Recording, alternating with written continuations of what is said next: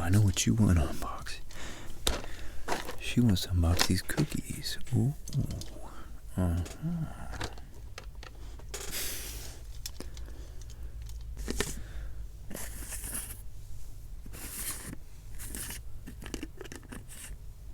Ooh.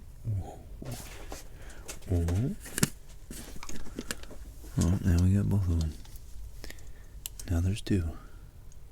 Oh.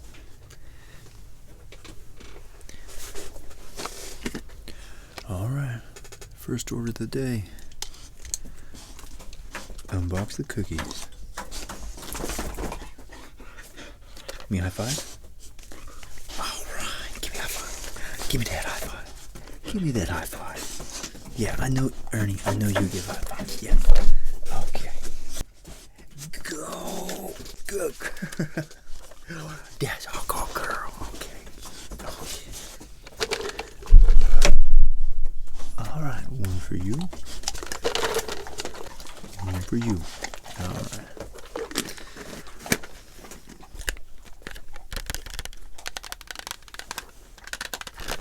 Okay. That was pretty chaotic. It was a pretty chaotic intro to this video. Oh well. It's good enough. It's good enough to give you guys an idea that tonight, we got a lot of things to unbox. Let's see, I want to make it far enough out so you guys. I'll just use this temporarily. Let's see. Alright. Yeah, I still want to be able to show you guys the desk.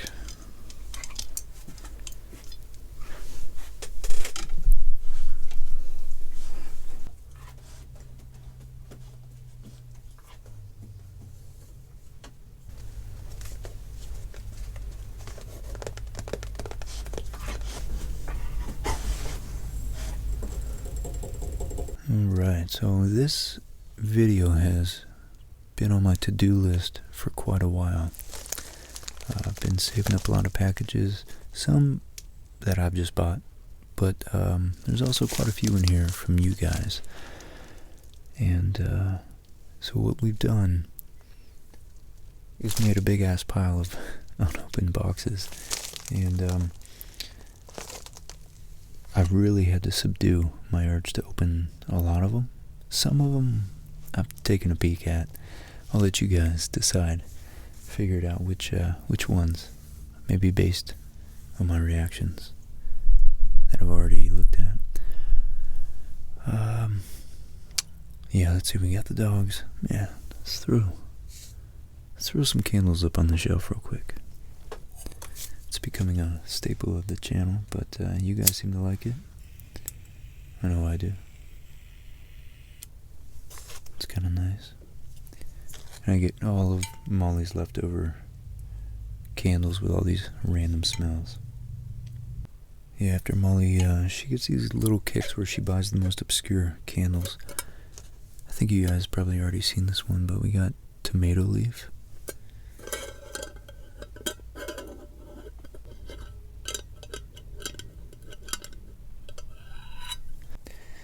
After we do tomato leaf and pumpkin spice. Whoa, one's popping. Apparently that's what happens when you don't trim the wicks.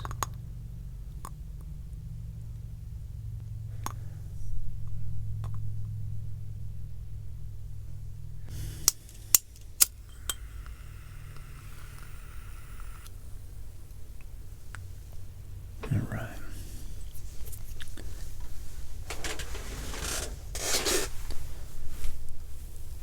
We got the Holy Trinity over here.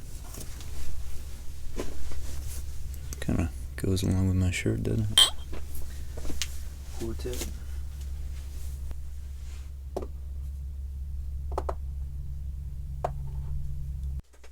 And if a fire does get started back there, I guess you guys will be the first to know. Alright, let's get started. This package right here, first and foremost, has been, I think I've had this for about 2 weeks. I have a couple more that I've kind of already showed on Instagram, but I wanted to make it more of a formal unboxing. So let's see. Let me get my...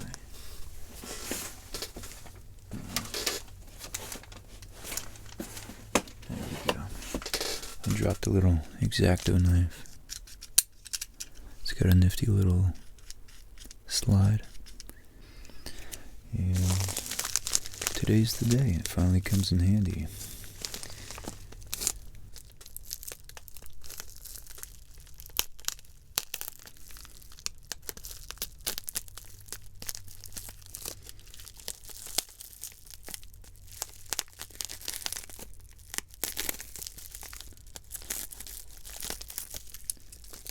Is that good enough?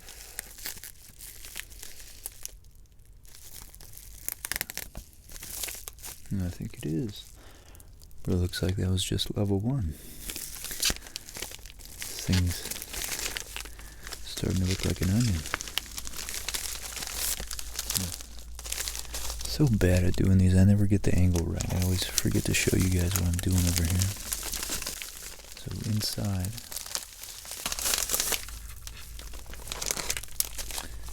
of this envelope, we got a whole nother little care package.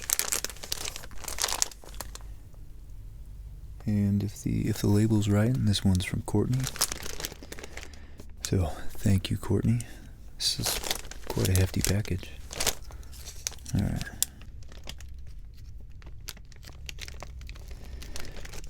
I don't know what you sent me, but I'm going to try my best not to slice it open. There we go.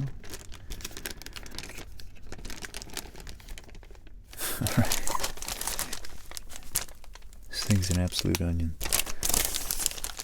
We got a third, but more promising looking bag.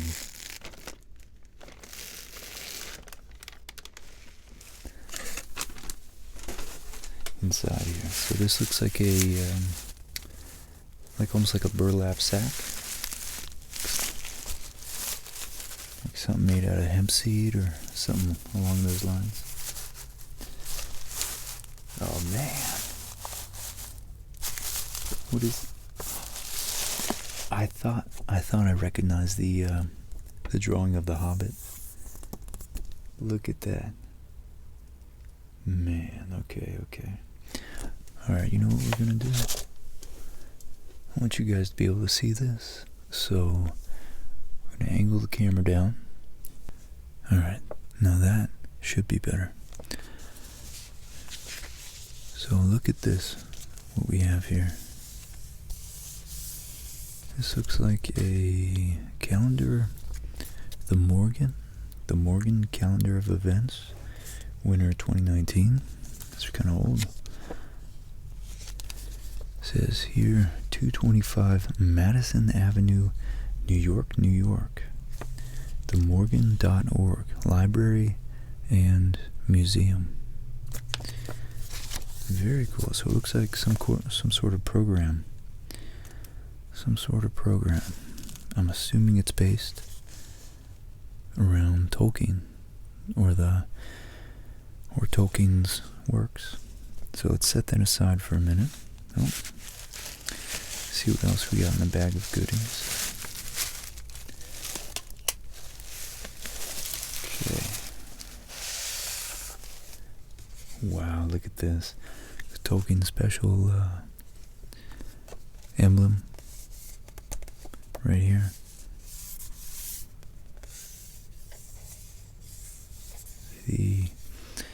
Which is I've always loved how he made I don't even know what you call them, some special symbol out of his initials. It's a J, 2 R's facing opposite each other, and then the T for Tolkien. It says Tolkien, maker of Middle-earth, a guide to accompany the facsimile items in the collector's edition catalog, published for the exhibition at the Bodleian Library, University of Oxford, 2018. And at the Morgan Library and Museum in New York in 2019. And I'm pretty sure, I want to say he taught at Oxford, because I know he was a professor.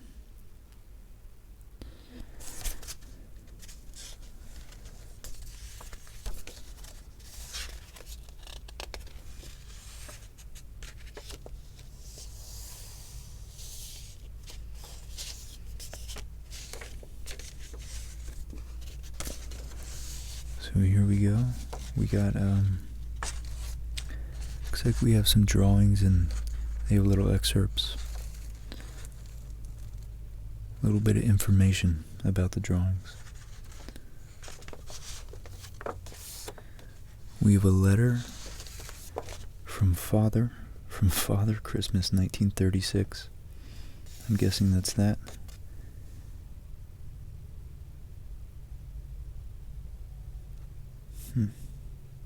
Then we have a drawing.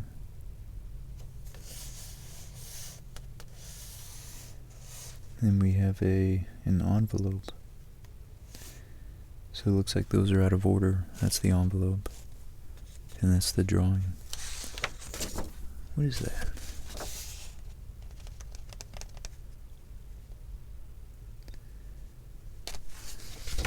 Oh, I don't even know if you guys could make that out, but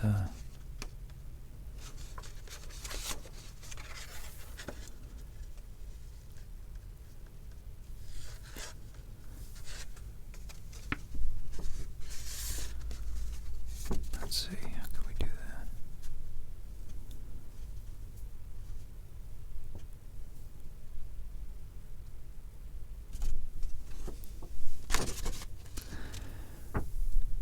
It doesn't look like it's focusing. There we go. So it looks like it says, Merry Christmas.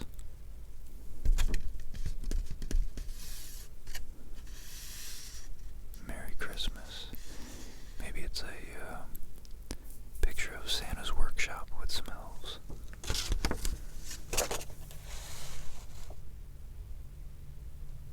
Okay. Let's turn it back down. 1936, Merry Christmas. And we have a picture of the dust jacket that he designed, which is where this is from. This is one half of the dust jacket that Tolkien himself, I believe, he was actually a really good artist to be able to draw this, design it, and for years, I don't even know why they took it out of print, but this was the official cover art for the book The Hobbit, the original book that he wrote before writing the Lord of the Rings. Although, I'll have to look that up. I actually do want to do a history of the Lord of the Rings, and I would like to maybe do some sort of biography on Tolkien himself, but I also want to do a separate video about the lore, the mythology that Tolkien devised. He created for the entire world, the universe of Lord of the Rings in The Hobbit. And his life is really interesting, so if you don't want to wait for me to get around to it, it might be a year from now, who knows. I'd suggest looking it up. There's a lot of really good videos on it. But he had a really tragic childhood, and then he went to war and he was exposed to much more tragedy in war, lost most of his friends, from what I know. And then after that, even in battle, while he was assigned on, he was part of a military unit on the battlefield. During his downtime, he was working on the first ideas behind Lord of the Rings and the actual mythology behind it. So, to me, it's a mark of a great person who's able to distill and crystallize his tragic experience into a grand artistic work that, especially one like this, that really, really lasts. And especially with the revivification of his universe by Jackson's Lord of the Rings movies, and to a lesser extent The Hobbit, because I don't think those were as well told, at least. I think Tolkien produced an enduring work.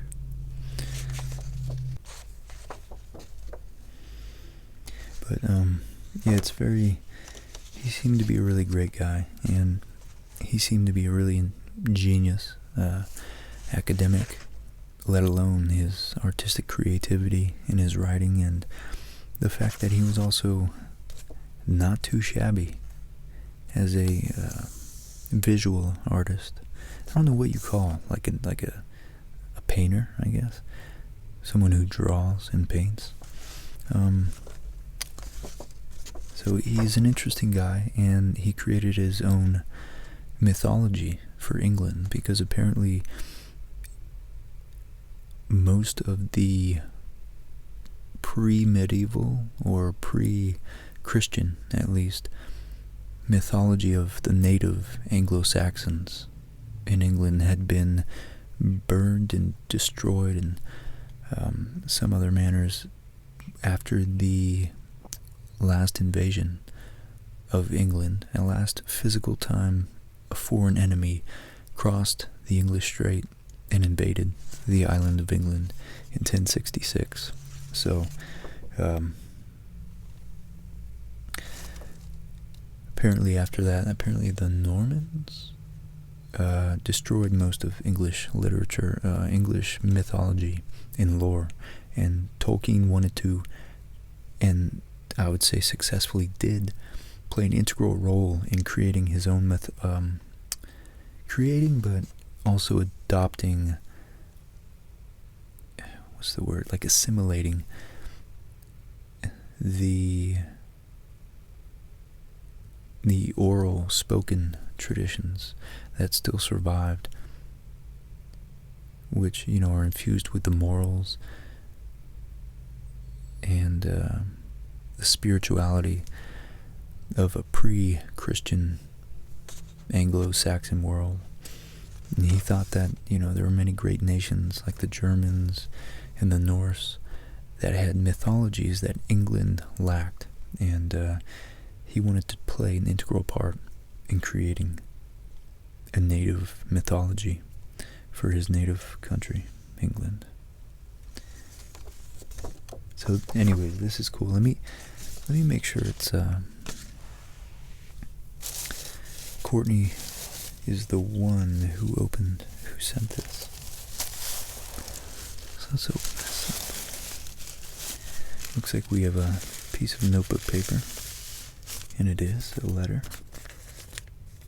So let's read this.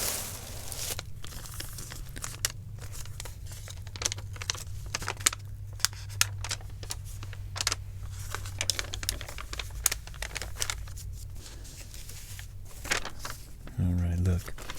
This says, Rich, congrats on your marriage. Thanks. So happy for you both. I've been a long time lurker on your channel. You probably won't remember, but I left a comment on one of your videos about Tolkien being a philologist, which is what Nietzsche was, a studier of language, more often ancient languages, in the meaning of words, the origin, the etymologies of words. And I'm actually a collector of Tolkien books and memorabilia myself. While I couldn't bring myself to part with my books, No worries, believe me. I know how hard that is to do. I thought you might enjoy some extra literature I picked up, oh no way, at the Morgan Library exhibit last year. The exhibit is long gone now, but if you ever find yourself in Midtown Manhattan, stop in the Morgan Library Museum. You would love it and its short excursion. J.P. Morgan's personal library is unlike anything I've ever experienced. Words don't do it justice. You can only understand it by sound and smell. I also packed a copy of an antique sci-fi compilation. What I picked up at an antique bookstore on the Avenue. Quote, the Avenue in Baltimore. I hope you also enjoy this one. All the best, Courtney W. Oh, Courtney. Courtney. Thank you so much for that. So much. That's love. That is so kind of you. I really appreciate you. Oh, okay, guys, let's find out what we got here.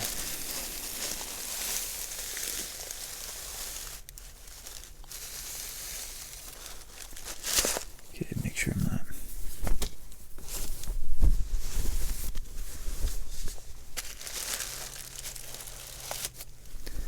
Make sure I'm not leaving anything else in the bag. Let's literally turn it inside out. Nice. Got everything. Roll this sucker up. And this is actually a nice little bag too, so thanks for parting with the bag, Courtney. Perfect. For carrying little doodads. Alright, so what do we have here? We have, let's get it in frame right there. Okay, try not to start a fire.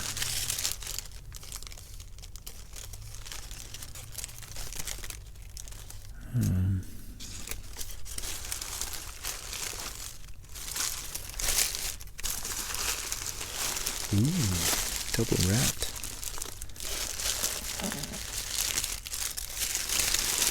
Alright. Oh man, this is exciting. What?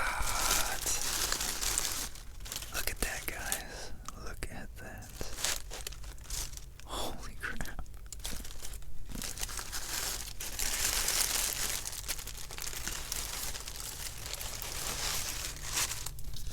Oh man. Are you kidding me?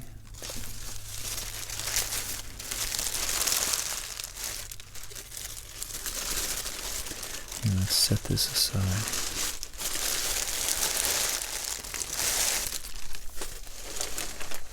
Okay. Wow. Look at that. The best of science fiction. I love the cloth covers, the cloth hardbacks. It just always has a such a good tactile feel. It seems so quality. It's so durable. It's like cloth with a little waxy covering on it, and then we got embossed lettering. Science fiction, the best of science fiction, right there.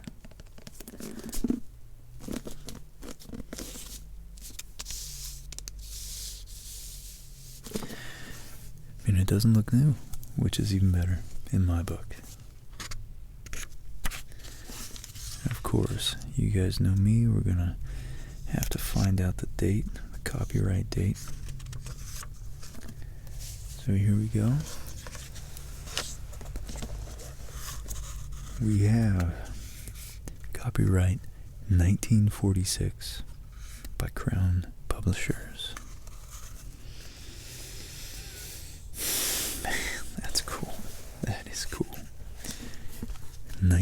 1946, 1 year after the end of World War II. We have a short introduction, or I shouldn't say short. Alright, yeah, I guess it is. That is titled Concerning Science Fiction.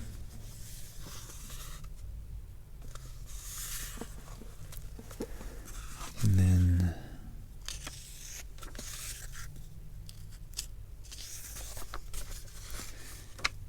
we have a formal introduction.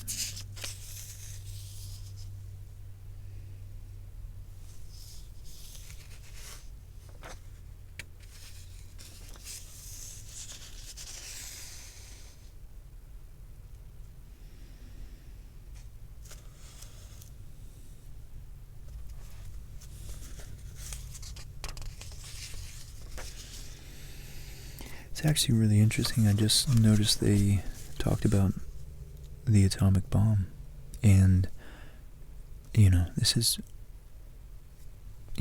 like talking about 9/11 in 2003. So this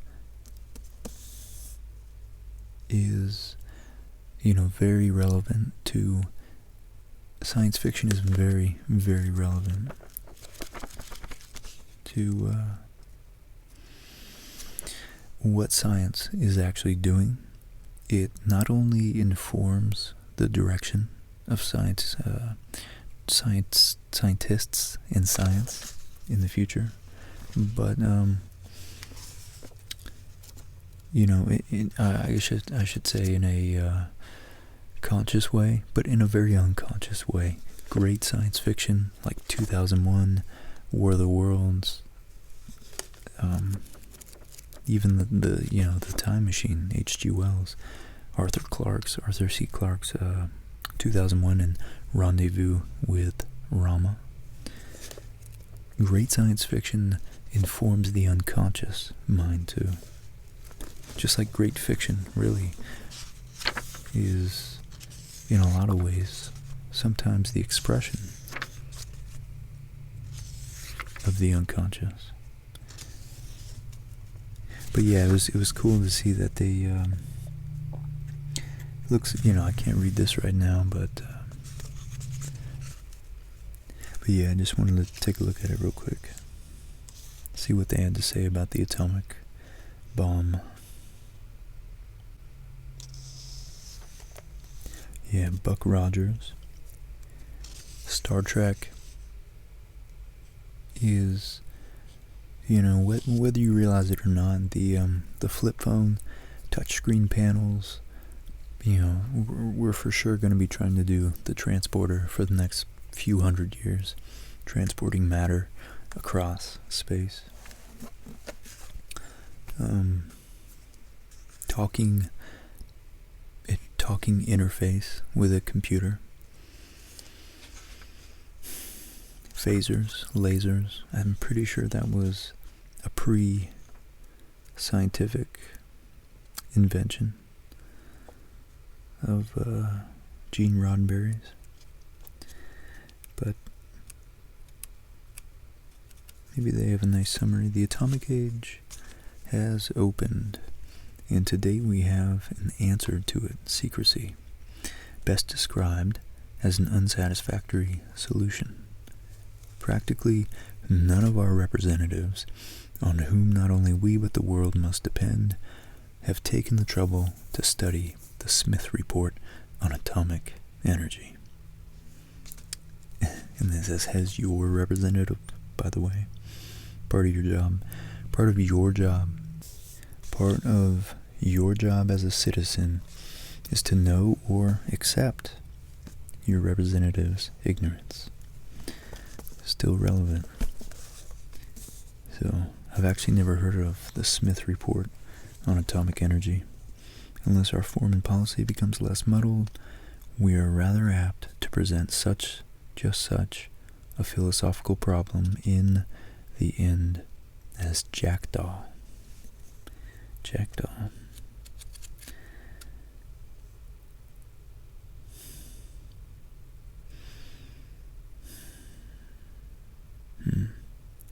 So apparently a lot of the subject matter in a lot of these compiled books, stories, are atomic in their nature. Jackdaw by Ross Rocklin. Let's see. Isaac Asimov, Robert Heinlein. I probably don't know. I probably don't know many of these, but I don't know about Julian. I know Aldous Huxley. H.G. Wells. Edgar Allan Poe. Arthur Conan Doyle. Sherlock. The inventor of Sherlock. We got another Robert Heinlein. And that's about all I know. Man. Courtney, seriously, thank you so much. This is such a treasure. And we got a little look at this. Happy birthday to Stephen. Just a little insert from maybe the original owner. Happy birthday to Stephen. From Daddy and Mother. Look at that. Happy birthday to Stephen. I wonder if Stephen grew up to be an engineer. That'd be interesting. I often wonder that because I wonder how my dad has influenced my life path. He definitely always taught me to think for myself. I can't really ask for much more than that, so pretty happy about that. Charlotte Elliott, Baltimore, Maryland. That must be where she got it. Very cool.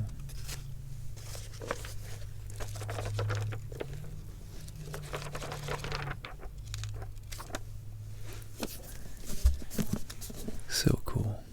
So awesome.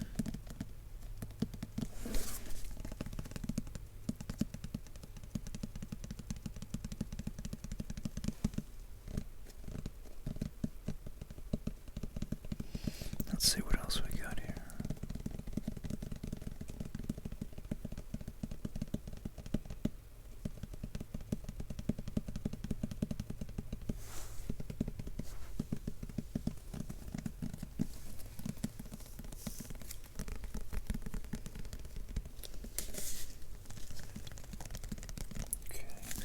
Alright, so I'm going to tuck this letter in here, and then let's look at the program. Let's look at the program. You know what? Let's move this around.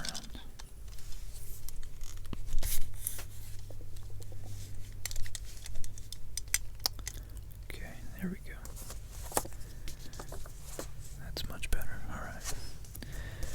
That way I can see what you guys are seeing.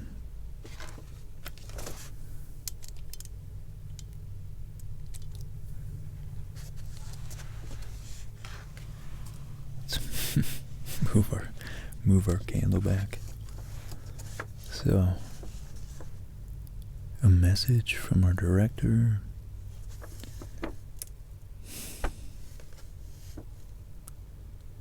Cameras played many overlapping roles in the history of visual communication.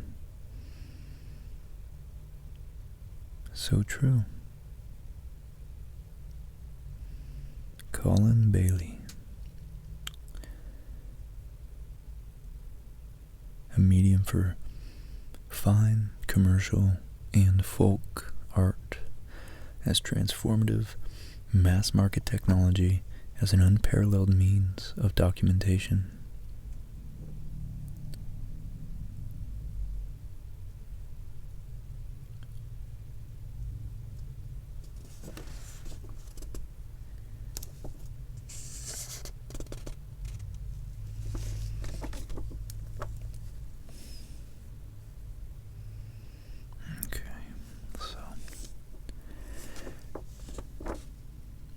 We're presenting a once-in-a-generation exhibit devoted to the illustrations in writing handwritten materials of the beloved author J.R.R. Tolkien, an exploration of contemporary drawings from the Morgan's collection, and much more. And much more. Alright.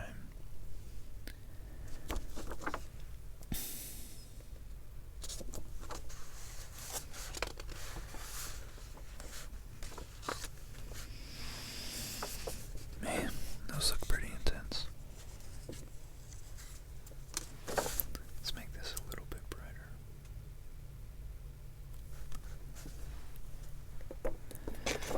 Something to me, and this actually, it's interesting how similar Tolkien's drawings look to Carl Jung's in his Red Book. If you guys have never seen that, you should go look it up. Let's look at the Hobbit there. It's very medieval, European, I guess. It's like simple. It reminds me of something that would have been carved in wood, like to tell a story. It's very Germanic, I guess. In a hole in the ground, there lived a hobbit. With these words, the Oxford professor J.R.R. Tolkien ignited a fervid spark.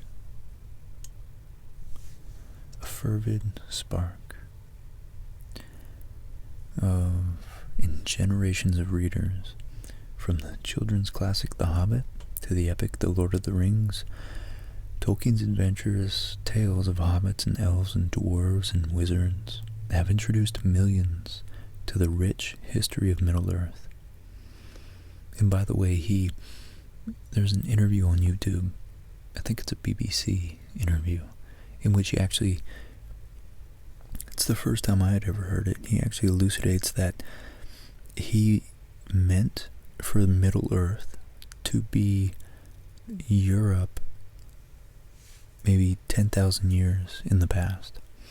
So he actually meant for it to be not read literally as literal history, but as having much more of a connection to the reality of the European prehistoric past than simply a entirely fictional, fantastic world, you know. So, let's see, going beyond literature has its own languages and histories. Let's see, okay.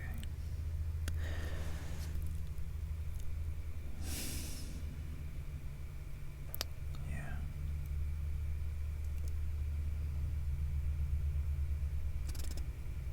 Cool. It says here,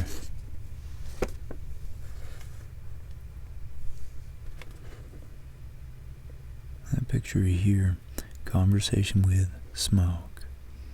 So I guess Tolkien actually drew and illustrated his own Hobbit book.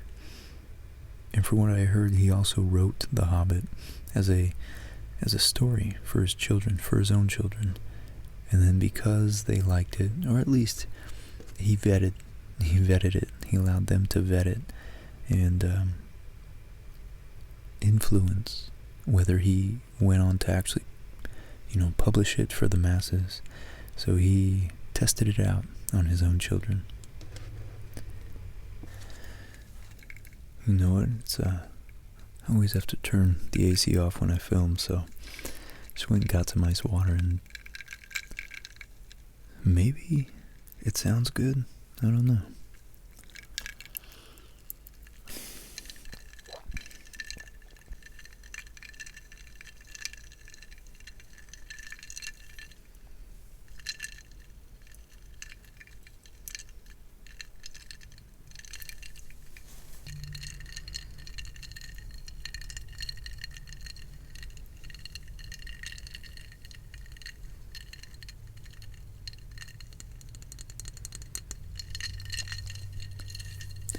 Alright, back to business.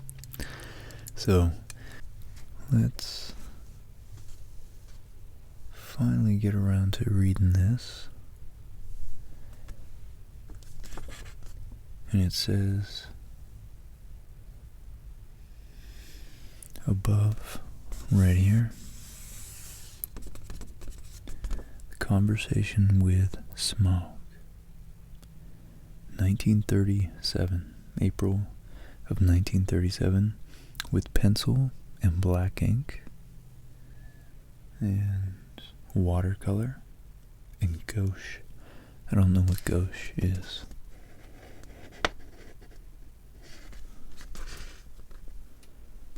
Don't know what gouache is. So I want you guys to be able to appreciate the detail on this. It's so great. He drew so many little coins in there. What does that even say? Does that say something? Man.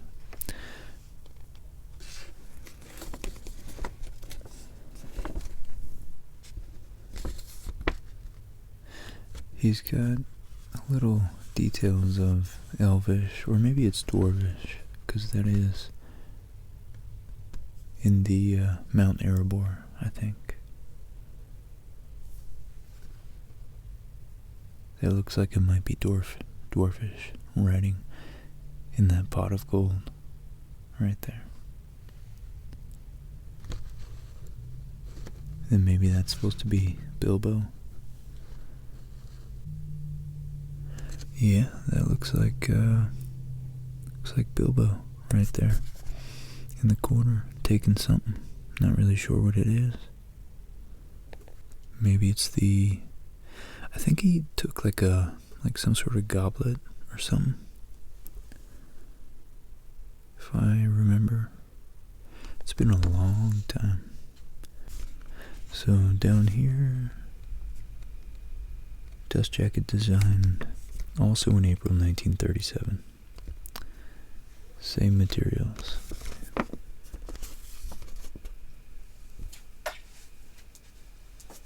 It's an awesome picture. I love that.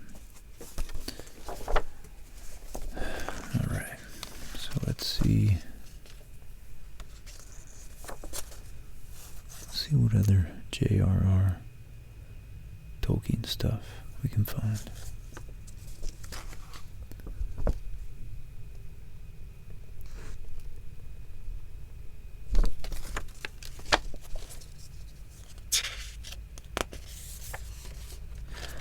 Oh, look at that. That looks like some really old Where the Wild Things Are drawing. And that looks crazy. It's like the world's, it's like medical school in the 1700s, maybe.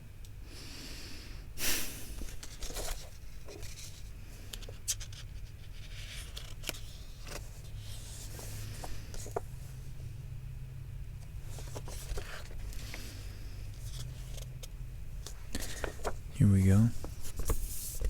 So yeah, it looks like there was multiple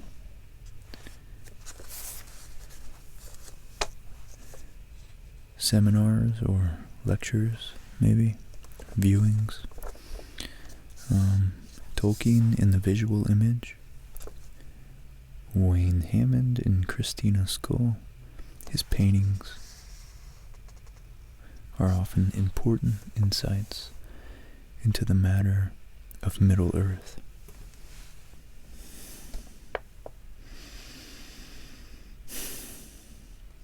These guys look at how Tolkien's writings and art influenced each other, and how the artists have interpreted Tolkien's works, especially his favorite illustrator, Pauline Baynes.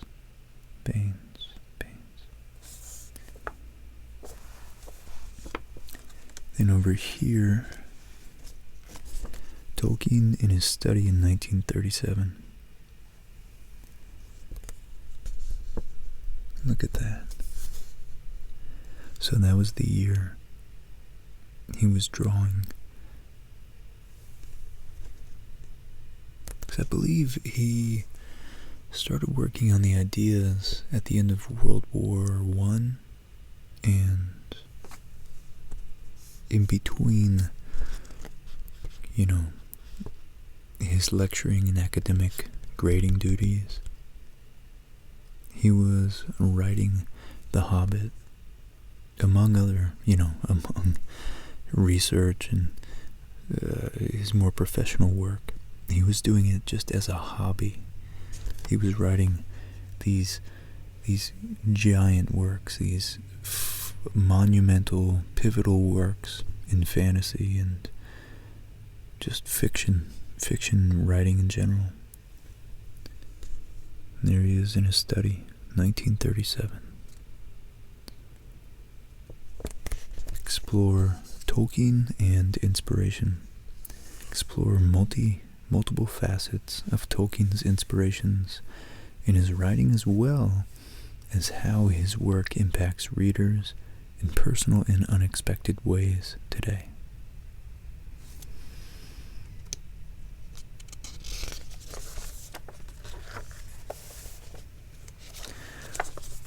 A long-expected party. The Morgan invites Tolkien fans to a Shire-themed evening celebration of Tolkien, maker of Middle-earth. Enjoy drinks along with live music and after-hours access to Morgan's exhibitions in the historic library. Complimentary wine and beer with tickets. That sounds like a good time. Nice.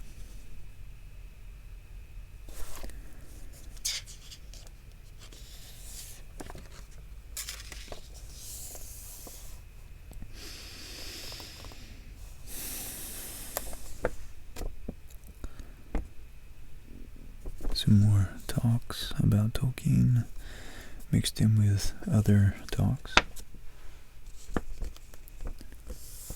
Here you can see by the stables we reached the center of the book here, the program, and then another really beautiful illustration right out of a scene of The Hobbit. Bilbo comes. Yeah, Tolkien lived from 1892 to 1973. Bilbo comes to the huts of the Raft Elves, July 1937, watercolor, pencil, white body color.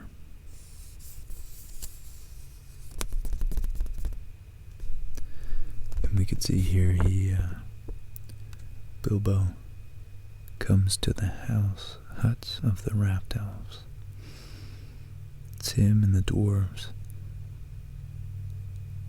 riding down the river in vacant, empty wine bottles, wine casks, barrels.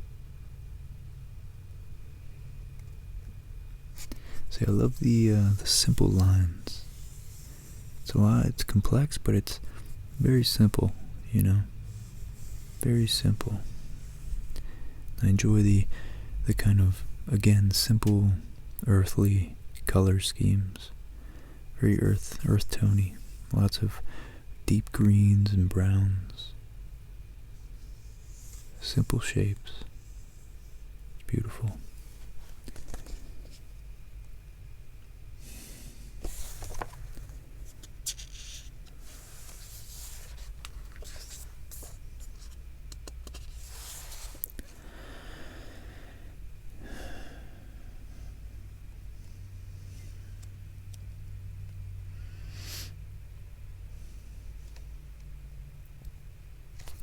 Pulitzer. So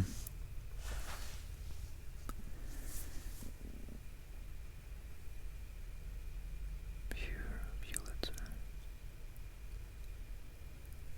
Joseph Pulitzer, a Jewish immigrant from Hungary, recounts the life and times of modern journalism's founding father as he evolves into both a crusader for the common man and an influential politically active New Yorker.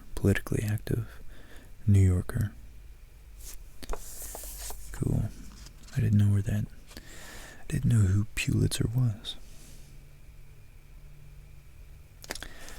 J.R.R. Tolkien, Part 1, Ink into Existence, says,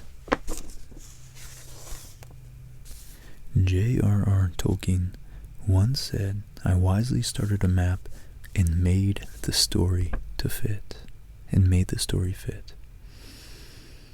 Maps have always played an essential role in our understanding of both the known and the unknown world.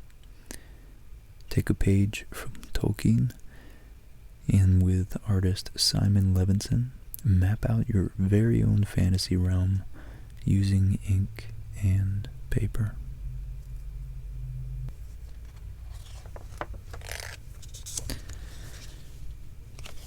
And it looks like we have some music at the Morgan.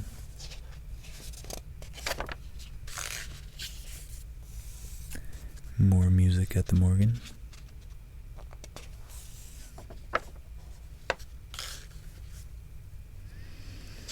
More music at the Morgan.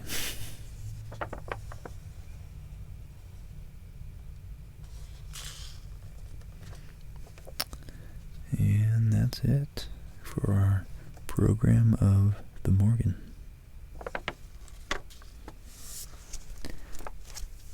Man, this was a amazing surprise. Very, very cool. Very nice. Very nice. Thanks again, Courtney. I really appreciate it. So you know what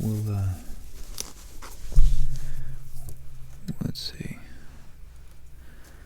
Let's go ahead and put this back in our burlap sack that I literally turned inside out. What does it say? Stitch Fix? Cool. Isn't that company that you can buy like custom fit outfits from? I've always seen those ads, and they look like really snazzy outfits. Alright. I always enjoy these types of bags that you can just cinch them tight. Just something satisfying about cinching a bag tight. I don't know.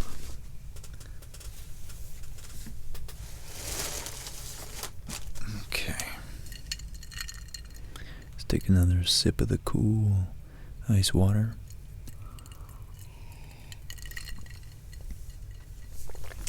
And an hour later, let's dive into package number 2.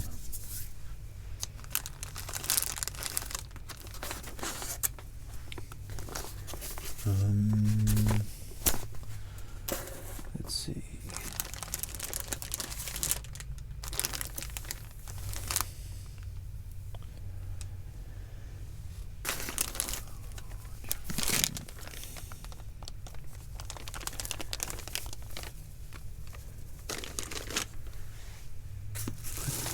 That one there. Let's put a couple of these on deck.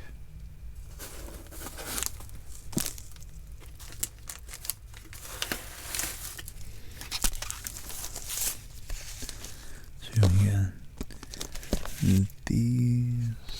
these are all ones I ordered. That's why they got the tape over my address. And this one, and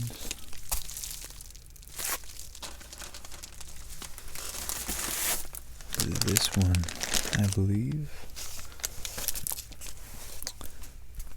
were another gift to the channel. Okay, let's see what next, and that will be second. Alright, so I'll leave these guys up on deck. These two are up. And then these will open. These are books. Well, not all books. I'll let you guys find out if you if you watch that long. But we got those. Third.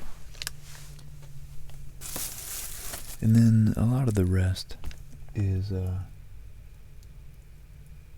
pretty cool, but they're mostly like gadgets and small little, probably unnecessary impulse buys.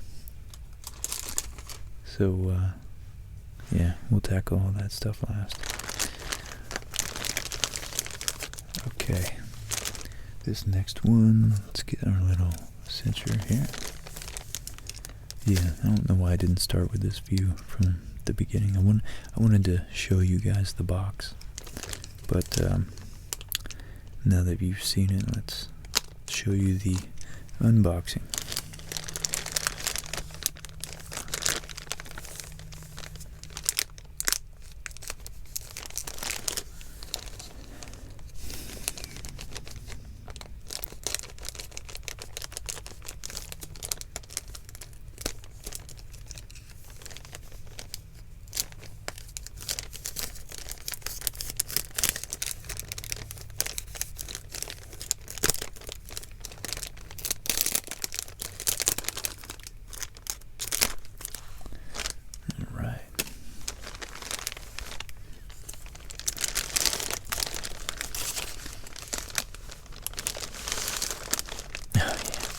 Okay, this one, in all transparency, I actually forgot that I reboxed it, or, rebagged it a while ago, because I knew I wasn't going to get a chance to read it in between then and now. So, I bagged it back up for this day, this exact moment. But this, let's get it dim for us. This, along with the other book I'm about to unbox, was from Melodie. So, Melodie, again, I posted it, I think, on my Instagram, but you gave me this a few months ago, I believe, because I hadn't had enough stuff to actually unbox and make a whole video like this. So at that time I just posted it on my Instagram, but yet again, thank you Melodie. It really means a lot. It really does. The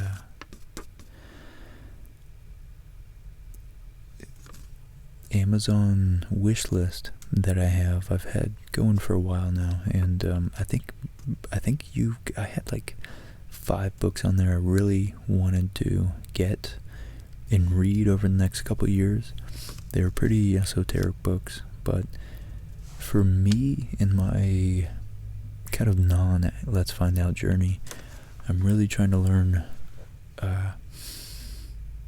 in like an objective, historical way, but also from a psychological perspective. I'm trying to learn about the history of religion, psychology, myth, just because it's such an, I think, integral part in understanding the human mind and how we work. Really, we know nothing about consciousness and what its nature is, and I think understanding the deepest systems of thought that most deeply guide us and guide our actions, or at least have for the last, who knows how many tens of thousands of years. I think that will elucidate, I think that will shed light, illuminate, give me understanding about where our values come from and what we value, why we valued them in the past. And I really think that so much of our lives, whether it's aspects of your personal beliefs, which are informed by your household, who brought you up, where you were brought up, what culture you were brought up in, and not only the community, but the nation and even region of the world, general region of the world, that informed you as a person. Because it seems more and more likely that most of our beliefs aren't things that we have individually, autonomously, singularly, without any influence, any outside influence, arrived at ourselves.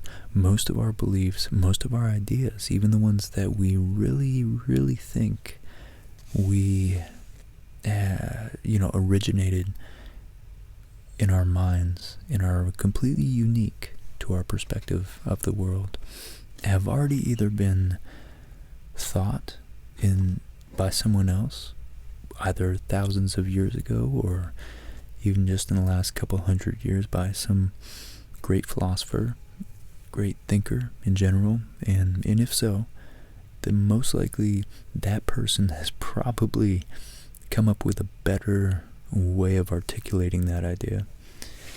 And that's why we're reading books and learning about the great people in history really comes into play, because it helps you accelerate your growth, your personal journey. It allows you to, at least, if not jump ahead and skip steps, it allows you to avoid the trivial and most, dead-end trajectories through life, I think. So, if you really do have an original idea, I think it's important still, almost even more important, to know what other ideas have been invented and tried, to be able to put your perspective in the context of, human civilization. So here we go, the religion of the patriarchs.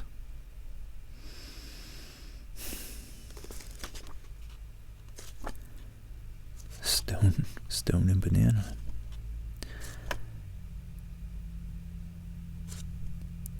Spiritual edifice of the Neolithic.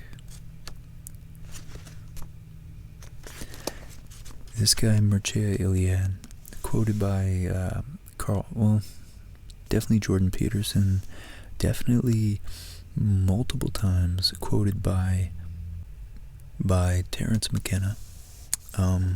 Terence McKenna, interestingly, has a huge overlap of influence as Jordan Peterson. And both of those guys, Jordan Peterson and Terence McKenna, were both highly influenced by Carl Jung and this guy, Mircea Eliade. And those aren't, maybe not even their primary influences, but they're definitely up there in their top 10, top 20 thinkers that have influenced them. So this is volume 1 of 3. If I get through volume 1, it even goes into so many religions. India before Buddha, Zarathustra, the Zoroastrian Iranian religion, the original Iranian religion, and of course the Jewish, Christian, Muslim tradition, Hellenism, Hellenistic Greek religion. If I get through this book, I feel like I'll have a a good grasp, at least, of where to look next. And maybe I'll move on to volumes 2 and 3, which are more, I think, focused on the more modern Christianity. But I really want to know, the origins of things. I like knowing the roots of more modern ideas, so that I can, put things in proper contexts. I enjoy looking at an idea and being able to see its roots and the overlap. What other ideas are similar to it? So, yeah, I'm looking forward to reading this one. So, again, Melodie, thank you so much. This was not a cheap book either. I know that. This was like $30, $40, I don't know. So it really means a lot that you got this for me. Originally published in 1978. It says here that he hasn't died yet, but I know that's a lie, because that would make him 113 years old. So, the next book. So anyways, yeah, from the Stone Age. Yeah, for those of you listening, I guess this isn't really about the best episode to listen to, but the subtitle, or the title, I guess I didn't even read that, is A History of Religious Ideas. Subtitle, Volume 1, From the Stone Age to the Eleusinian Mysteries, by Mircea Eliade, who I think he's French, I believe. No one has done one of the, what do you call them?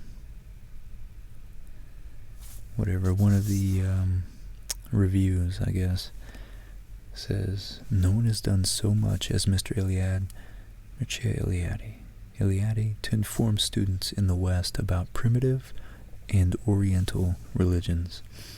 2 whole generations have satisfied their curiosity about these religions under the tutelage of Mr. Eliade, whose later career unfolded at the Sorbonne in the University of Chicago. To neglect the possibilities of his work as a reference or classroom tool, or simple classroom tool, would be unfortunate.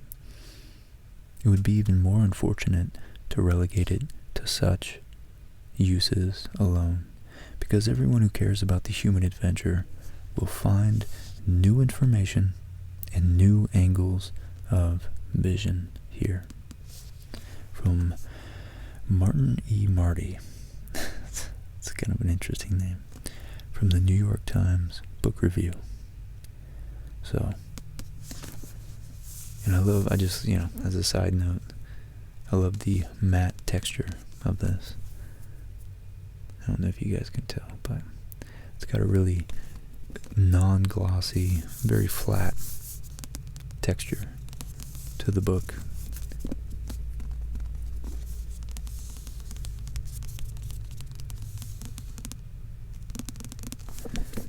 I really enjoy it, so. Alright. That is on my to-do list. That's a big one. That's a big one to cross off. But I guess the font's pretty big, so I think it's just the material is going to be really dense to, spiritual material is always way more dense than very technical, scientific material. Where's the other one? I think it's this one. Is it? Yeah. No, it's not. It's this one. I know it's this one because I repackaged it. I've been reusing this packaging. I forget what even originally came in this bag. But this bag is the absolute my absolute favorite sound.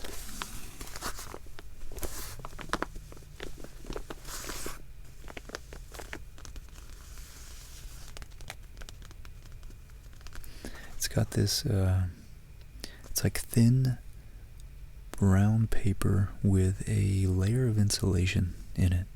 So it's really nice. It's got that nice soft crinkle, real nice, as opposed to like that. It's like the opposite of hard plastic.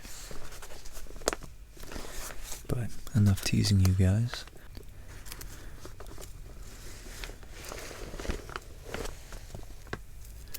Alright, this is Jacob Burckhardt, Judgments on History and Historians. And this book was on my wish list because I can never concentrate on anything, and I always go on tangents, especially when especially and specifically when I have other things to do. And I always end up going on Wikipedia and clicking every link I find. And I arrived at this guy because I was reading about the history of Ireland and its role in reigniting Christianity and spreading it, and kind of carrying the torch after the downfall of the Roman Empire in, the sack of Rome in 476 AD. Anyways, I was reading that. I was reading about the history, early medieval, late antiquity, and this guy, Jacob Burckhardt, one of his books, it's a book about judgments on history and historians. He was one of the first historians. He was one of the first modern historians. He might be considered the first, actually. You could tell this is kind of a third-party printed book. It's one of those really old books that I'm pretty sure it can't possibly have a copyright, because this guy lived in the early 1800s. But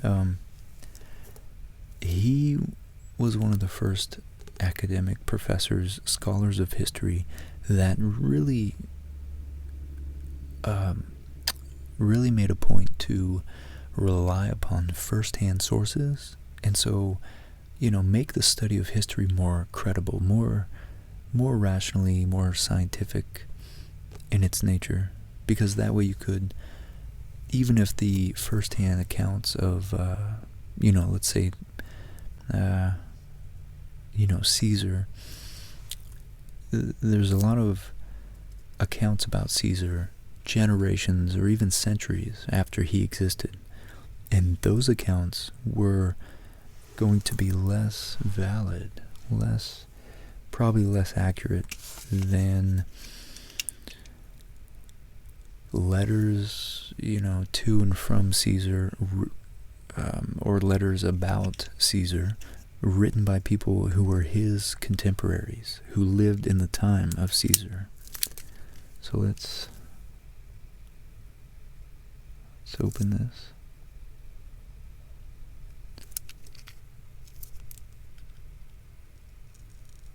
How do I do this? I'll do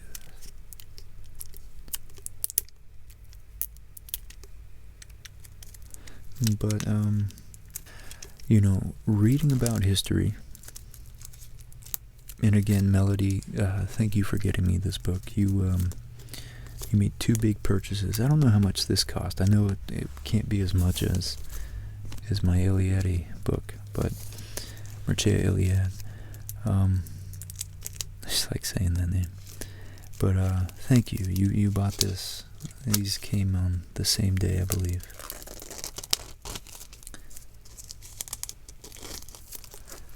Let's refocus. But anyways, I was really interested in, one of the original historians. It would be like Isaac Newton writing about physics. It's like, one of the originators of a discipline, writing about the other the other handful of people in his discipline. But what better commentator on history than someone who's made a career and made it their life's profession to know about.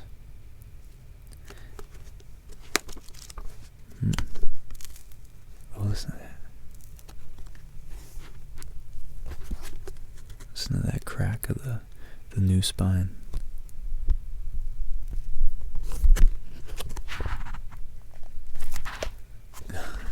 I guess it only did it on the back, but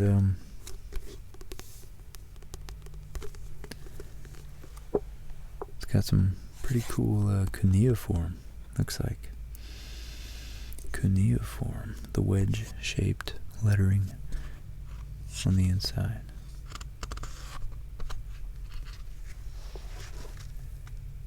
This is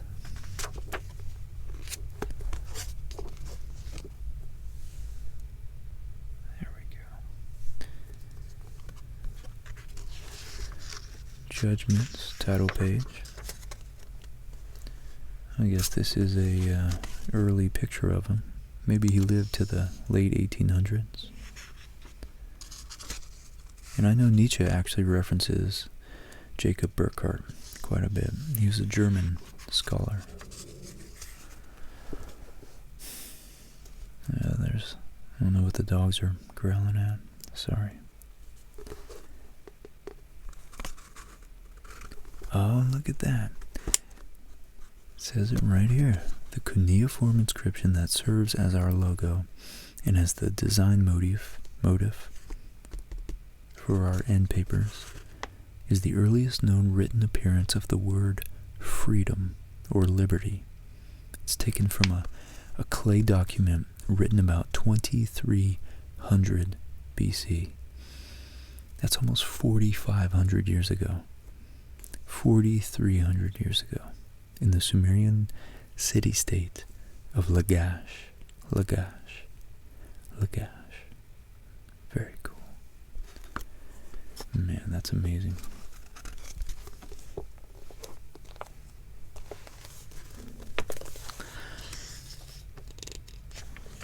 So here we have a table of contents. Wow. So this book, there's so many. This book must be just full of a bunch of short articles about all these different subjects. Henry VIII,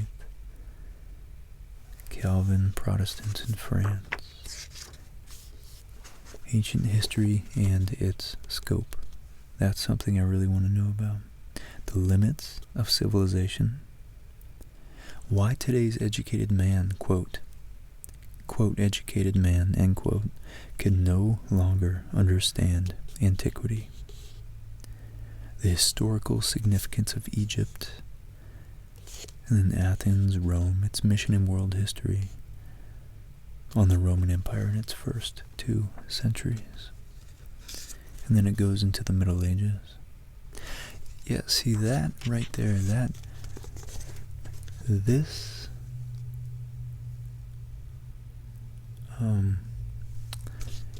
the title of that essay right there, on the intellectual indispensability of studying ancient history. And yeah, number 4, in why today's educated man can no longer understand antiquity, are great, for me, are writings that are hopefully going to put history in its proper context. And what I mean by that is that regardless, it's kind of a part of the postmodern idea, philosophy, I guess, or a criticism of knowledge in general, is that outside of very technical, very objective disciplines like physics and chemistry, we all look at the world through a lens that we cannot step outside of. And especially in modern times, we have this sense. We have this sense that we are kind of entitled to it. That we're the pinnacle of civilization. That we kind of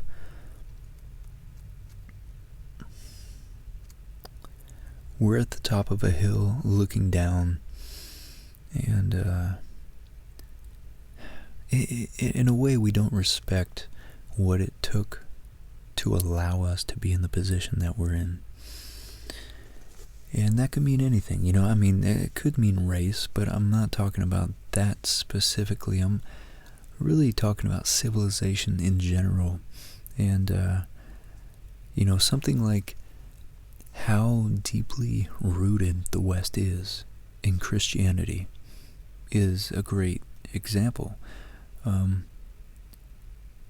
For 1,000 years, churches were the only, really in reality, the only source of written documentation of history and of traditions in a lot of villages throughout Europe.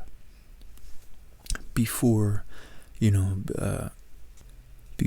we established universities and secular, non-religious institutions and private areas of study.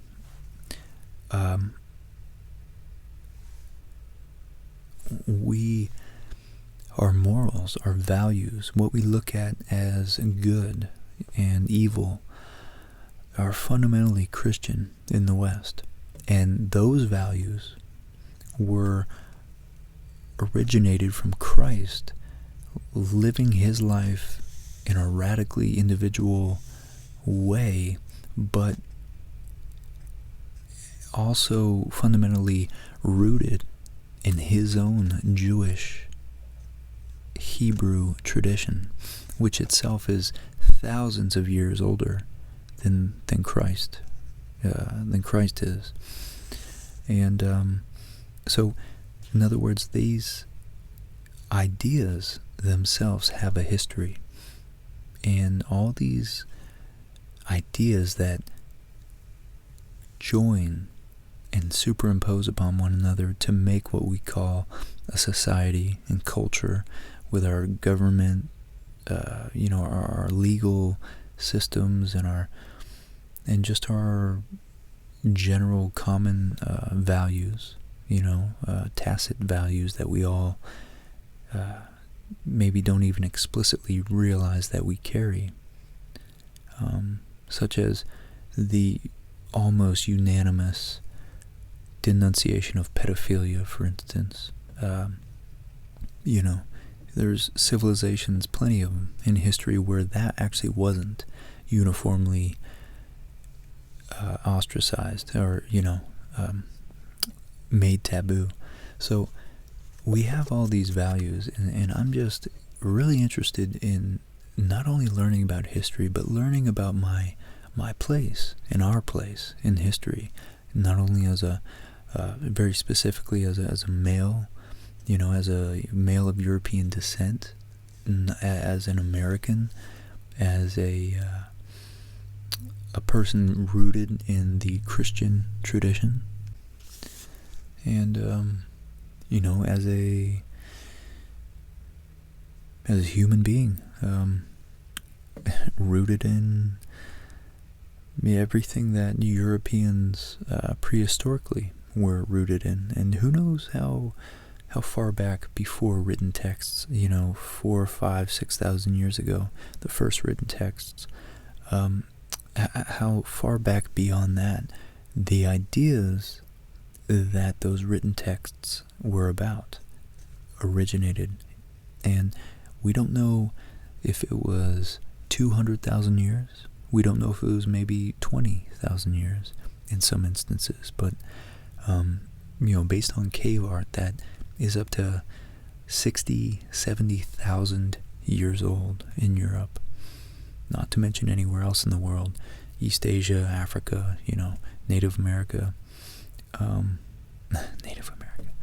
America. It's, Egypt. Who knows how old people were, how many thousands of years old civilization was in Egypt before even the pyramids 3,500 years ago was. And so I just I find the more I read, the more I want to know about my perspective and how it might be distorted as I'm trying to understand history in general. So anyways, it's I think to understand history and certain aspects of history, especially the further back you go in the past, the more relevant and significant, important it is to understand that people in those times didn't see the world from a Christian lens like we do in the West today. So, and whether you're an atheist or not, if you were brought up in the West, in Western Europe, in America, Canada, Mexico, really any of North and South America, you most probably hold Christian values, whether you realize it or not. And these all have a history,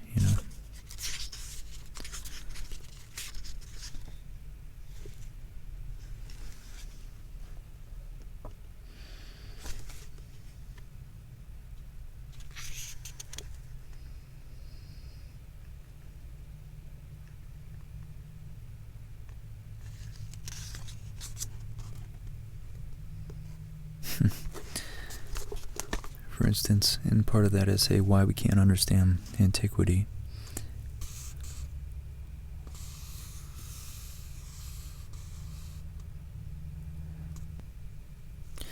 what makes it generally impossible for the present-day average educated, quote, educated, university man, to find anything appealing in the ancient world is total egoism of today's private person who wants to exist as an individual and asks of the community only the greatest possible security for himself and his property, for which he pays his taxes amid sighs, and who also likes to attach himself to the community in a specific sense as an official.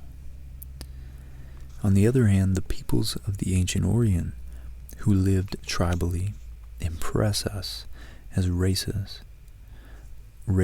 of which each individual is only a type, with the king as the highest type.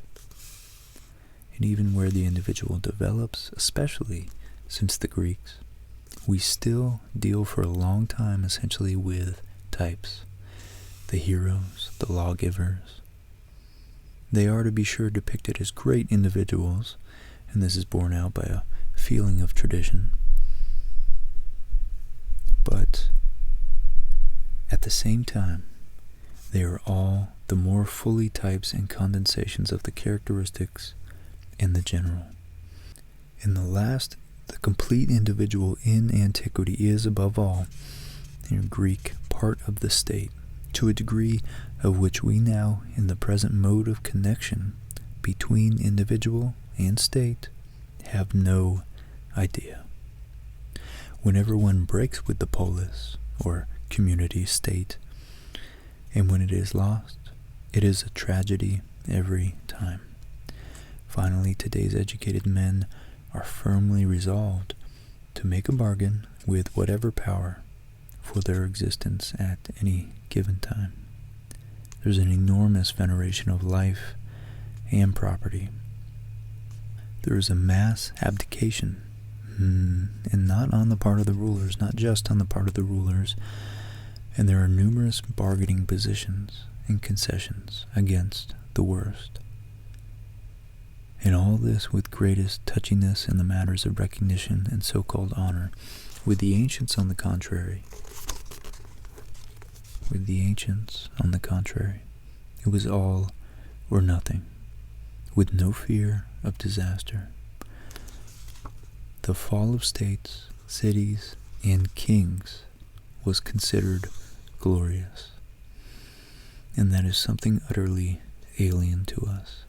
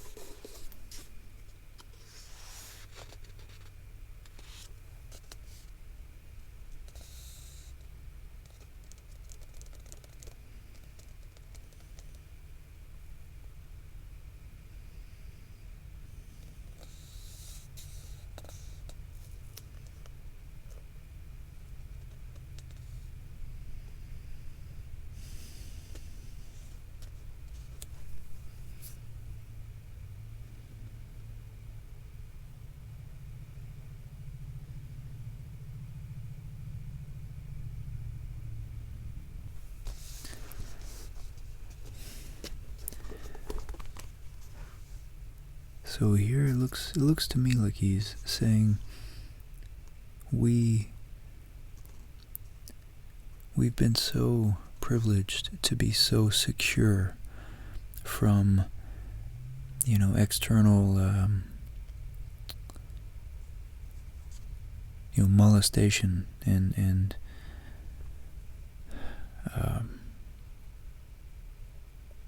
essentially murder at the hands of foreign individuals, those securely within the borders of a especially first world nation nowadays. We're so reliant on the state for our safety and well-being, yet we prioritize ourselves, our own lives, so much in advance and above the state that is always implicitly protecting us and surrounding us, that we're kind of blind to just how much complex social organization is involved with protecting millions and millions of people. And this guy was writing in the 1800s, so it was hundreds of thousands of people, probably in Germany. But even back then, he was recognizing that the smaller group size made social interactions much more tribal, and made the reality of our dependence upon the social state, the state we belong to, the city or region or city-state, back then, so much more apparent and so much more obvious that it was at any time able to be states, cities, or kings were able to be overthrown and conquered. That was so much more real and so much more revered. The state was something to be revered. And, anyways.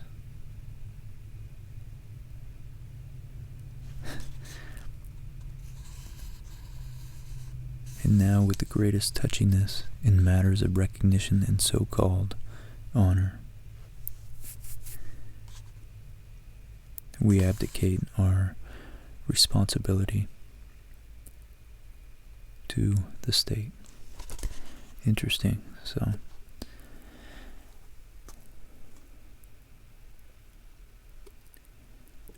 I used to really, before I started reading a lot about history, I used to really think it would be amazing to live, take a time machine and see what it was like to be, watch the pyramids being built 5,000 years ago, or,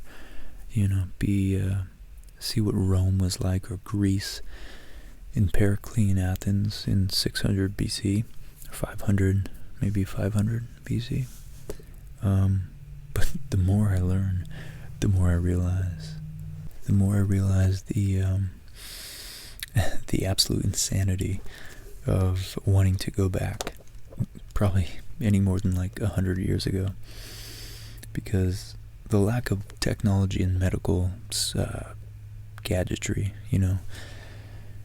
medical advancements in general, just alone would make it an absolute nightmare. If you ever had, a toothache is the most common example, but I don't know, just any sort of injury, just imagine how terrible it would be to get a tooth pulled without anesthesia.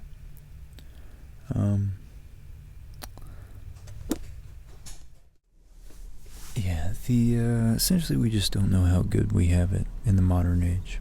I was trying to be a lot more articulate and sound more smarter. But, it really makes me appreciate what we have, but it also allows me to reduce my anxiety about every single day's news cycle, and even, every year or two, through the election cycle and all that, of thinking about chaos, maybe AI, maybe Neuralink is kind of impervious to that, but it makes reality of social and governmental, international relations, interpersonal relations much more predictable when you learn about history. So it's positive. It makes you think you really have it very well in the modern age, but it also puts things into perspective, and makes you realize there's been many collapses of civilizations, many wars, many tyrannical rulers, and the human being still goes on. So anyways, history is, I think Napoleon said, according to Will Durant at least, history, I think this was in the Lessons of History, or maybe the Greatest Minds and Ideas of All Time, history is the only true form of psychology. And Napoleon meant that the only real information we can ever know about human beings and how they act is how they act. And maybe we could relate and find a cause and effect throughout history, but the only true study of the human being and the human mind is what motivated a human being to actually physically move and operate and plan and decide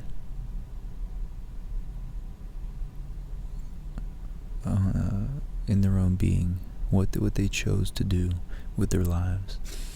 there could be many ideas, but what you physically do with your body, what you say, the relationships you form, the habits you make, good and bad, are the most accurate way of understanding yourself and others throughout history.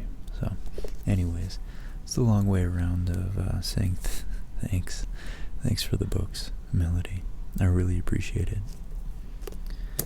Alright, so next we have, actually I don't remember what this one is. And actually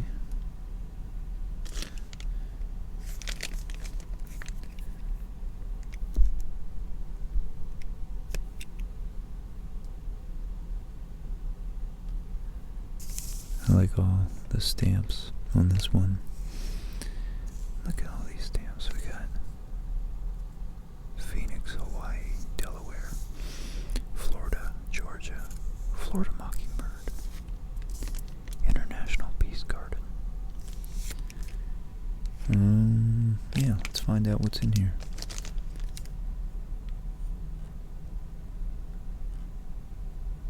Alright.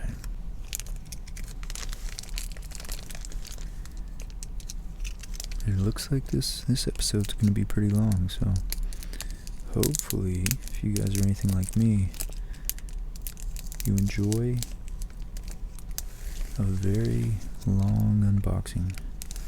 Always love Chicho's comic book haul unboxings, because he's knowledgeable about the comics, but he usually goes for a long time. He usually goes for like at least an hour or two. In his comic book hauls that are closer to 2 hours are always the most attractive videos for me to watch at bedtime. It's because I know they're gonna go long into my sleep.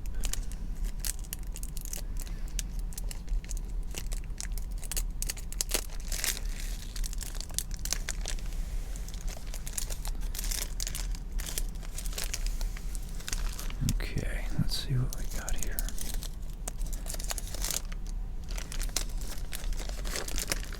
I still don't know what this is.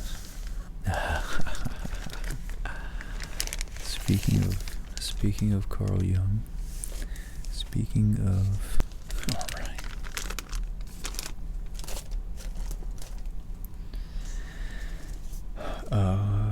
Yeah, so my friend Chris at Meme Analysis, the channel I've pointed you guys to a couple times.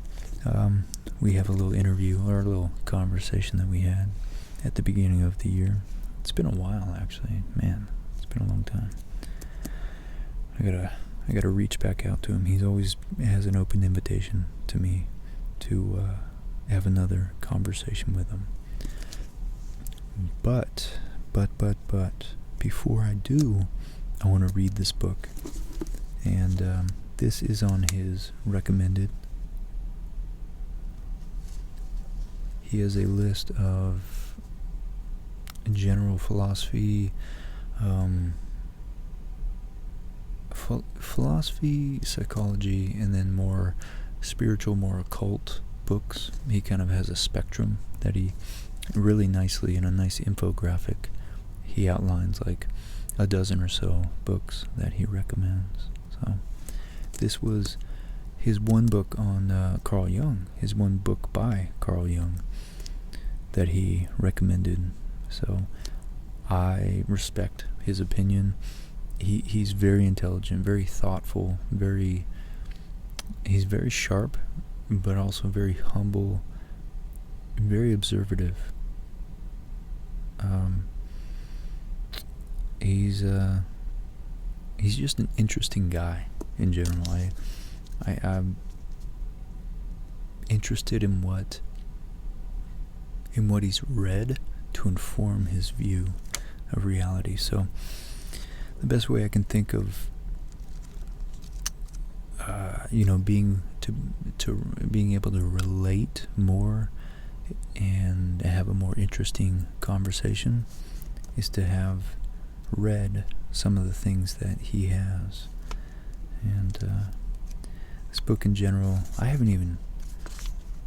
just got this. I've had this for a little while, actually, but this is the most recent Carl Jung book I've gotten, and I'm still working on his seminars of Nietzsche's Zarathustra.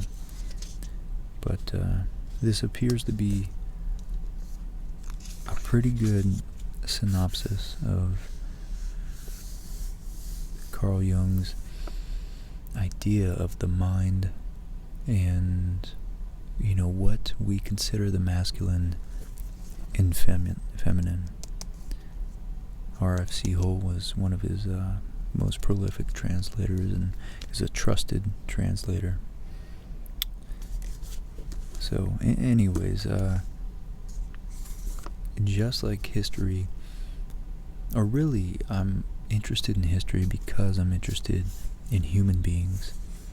It's like just a simple conversation usually is pretty innocuous with a stranger if you're talking about the weather and all these accepted topics. But the moment you stray into, personal territory, especially with someone you don't know, someone you're not comfortable with, it becomes a game of chess, whether you realize it or not. And so many things are implied by certain questions. We rarely come forward and say what we really mean. We always don't want to, we don't want people to get the wrong idea. We don't want to offend people. We don't want to expose our motives entirely, with certain questions we ask. You would never come out and just say, what was your upbringing like? Do you have parents? You would just, maybe ask, what kind of childhood did you have?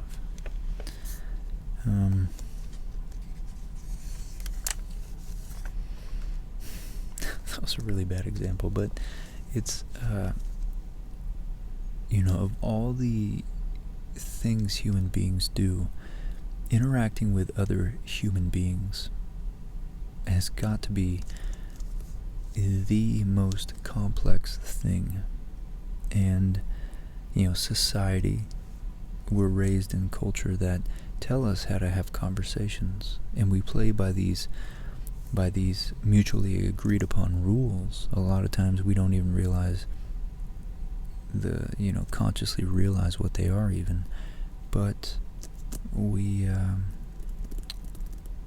learn more about ourselves the more we interact with other people. And Carl Jung, more than most people ever in history, knew about what drives us, what motivates us, what kind of, what kind of drives, what instincts do we, like we have instincts, these very biological instincts to eat and sleep and have sex. What kind of psychological instincts control us?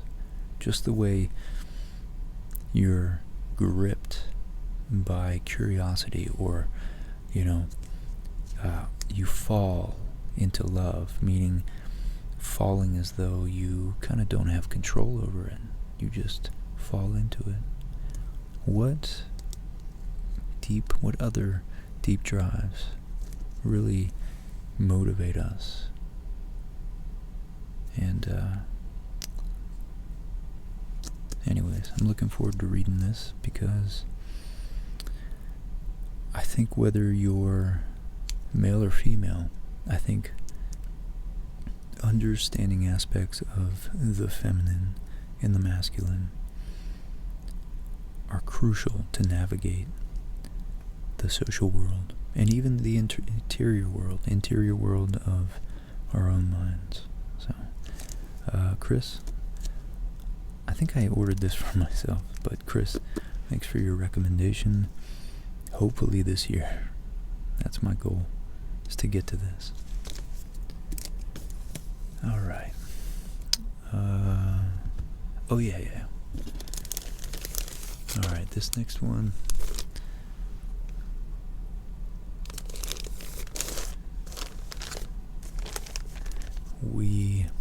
This next one I bought as well. I wanted to show you guys this. I actually wanted to wear it for this video, but I also wanted to unbox it, so it's kind of a catch-22.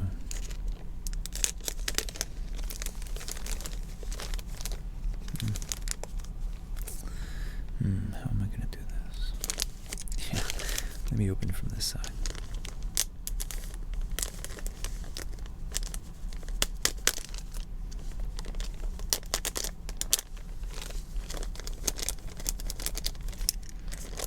Okay, should be good enough. Alright, are you guys ready for this? I'm actually... well, I'm excited about all this, but this one I'm particularly excited for.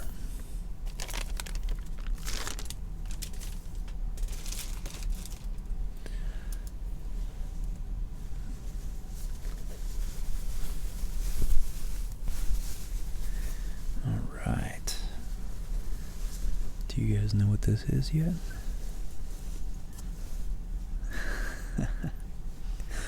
Look at that. Okay, so this is a Assorted shirt.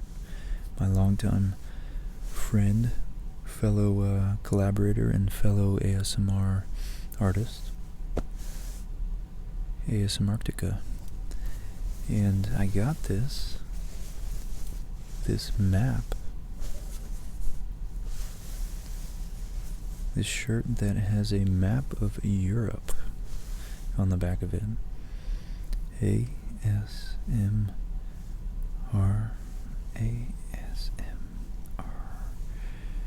Arctica.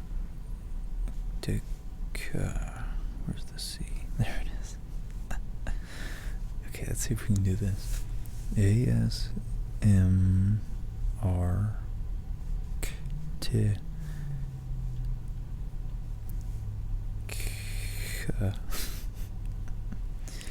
Alright. You got all the way up here. We have Iceland. I don't know what that is up there. But Eastern Europe is just very I always like this drawing. So it's cool. And I assume it's his. I assume it's his drawing, so let's check it out. Look at that.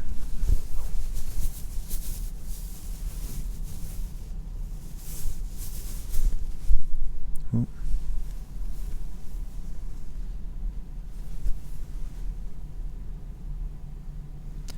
I think it's really, really cool. Yeah, I was considering using some of my planet drawings, and I will be continuing the series of the inner planets with Venus. Venus is next, Earth, and then Mars. And we'll have completed all the planets, talking about them at least. And I wanted to know how Assorted, I wanted to know how he made these shirts and got them. And I guess he went through Teespring, which is pretty much has a monopoly on being partnered with YouTube, I believe. So to sell a shirt most economically on YouTube, I think you usually go through Teespring. But I killed two birds with one stone, and I was able to test out what kind of shirt they sell. And it's actually a pretty nice shirt. It's Hanes. It's 100% cotton, so that's really nice. It's It's a very nice, warm feel to it. I like the printing on it.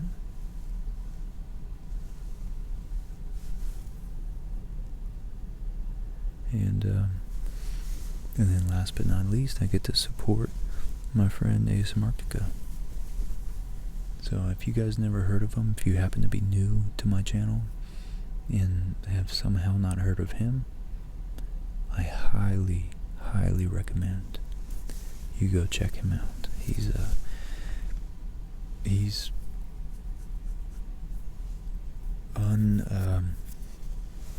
unmatched, unparalleled in his style of ASMR. He's got a really, really deep, nice, deep, slow draw. He's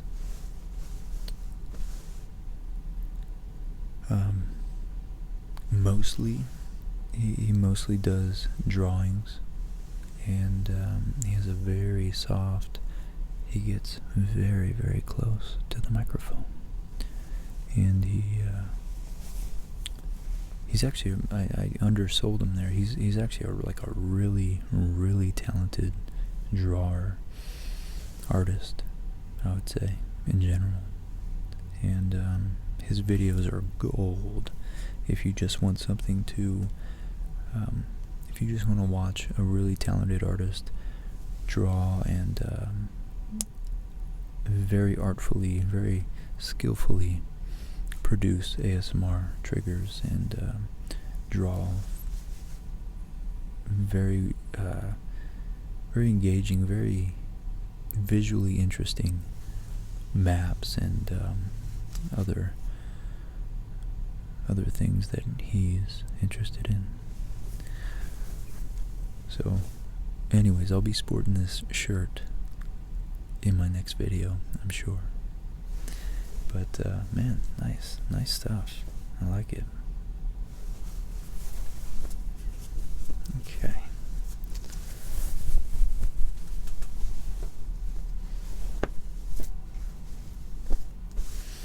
I got an XL because, especially, it's 100% cotton, so I know it will shrink if I let it, if I set the heat a little high in the dryer, but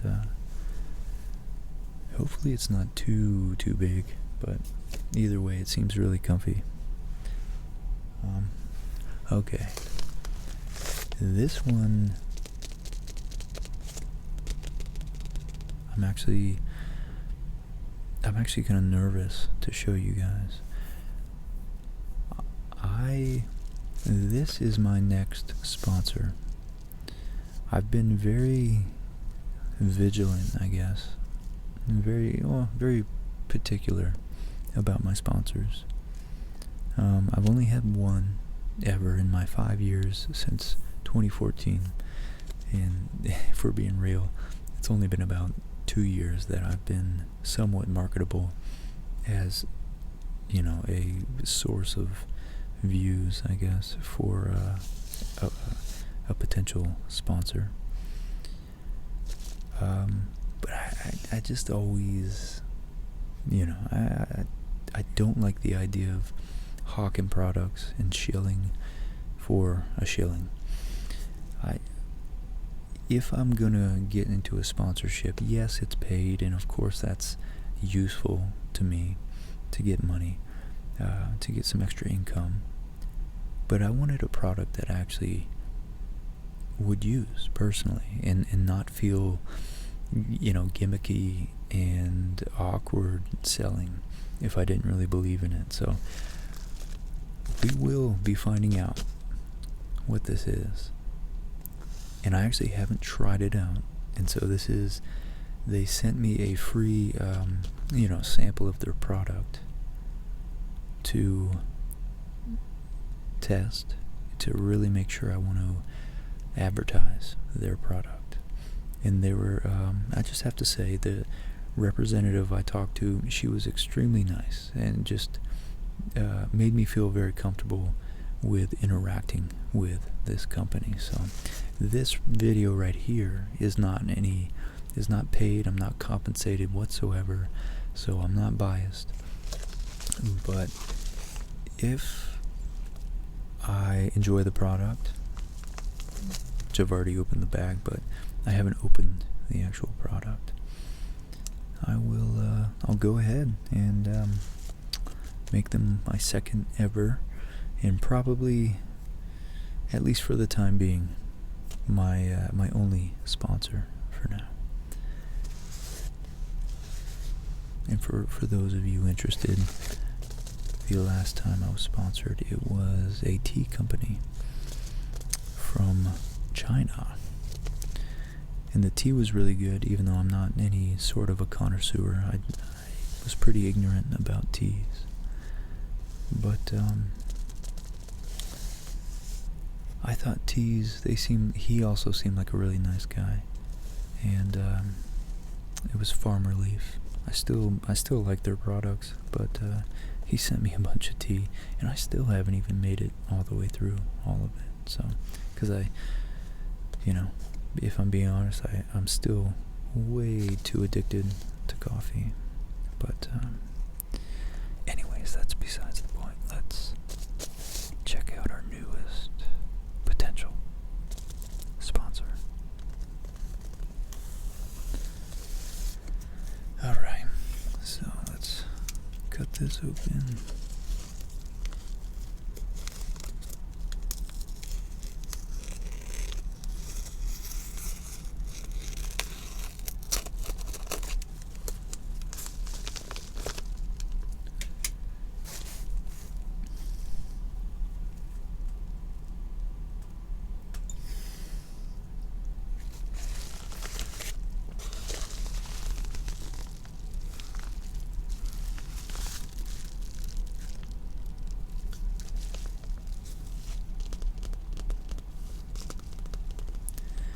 The labels always make the best sounds.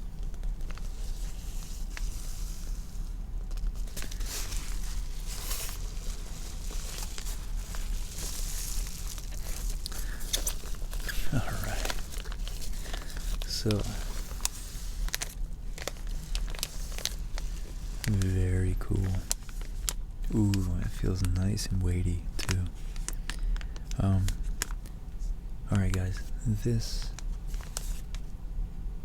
is a sleep mask, and really the reason, for like the last 6 months or so, I want to say, since I hit 100,000 subscribers, I've been inundated with in reality mostly just cheap brands and East Asian cheap electronics companies and stuff, kind of fly by night, not really very large, which is okay. Companies need to start, but a lot of times you could tell the email isn't very tailored to me, and it's just a kind of a very wide cast net that they're just trying to get smaller channels like mine to push their product for. And I just really, until the sleep mask, this Manta, the company is called Manta Sleep, and until the sleep mask, I hadn't really seen a product, maybe one other product, and they were kind of selling like summaries of books. I think they were audiobooks too.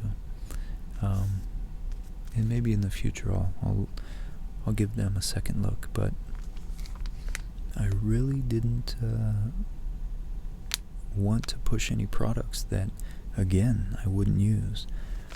But you can ask Molly, and next time you see her, ask her. I use a sleep mask very often, not always, but very often. And for some reason, I don't know, I just like the pressure. I'll like throw a shirt or even a pillow on my head. I just like when I'm laying on my back, sleeping especially, the feel of pressure and like a, light pressure on my face. And I like having my room completely dark. And Molly, unfortunately, can't stand sleeping without a filter that has this LED light ring around it. It's an air filter. She likes the white noise. but she also has allergies, so she likes the actual physical filtration of it. But this hopefully is going to solve all of my problems, because I really enjoy it when the room is 100% dark. So let's open this up.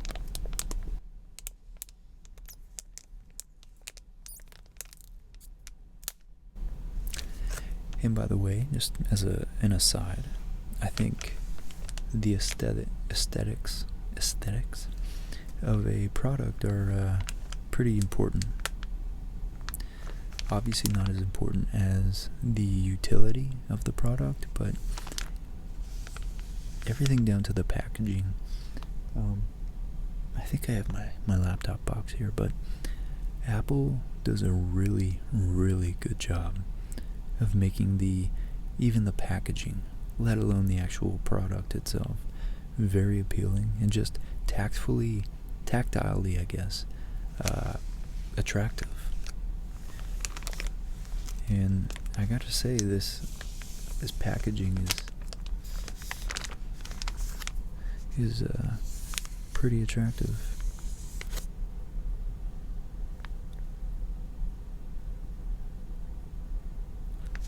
And so, I guess without making this feel like a super long commercial that I'm not being paid for, let's see if this product is any good. But honestly, I am a sucker for good packaging, and I love the matte finish. This is really just similar to Mircea Eliad's book, actually. It's like the same type of finish.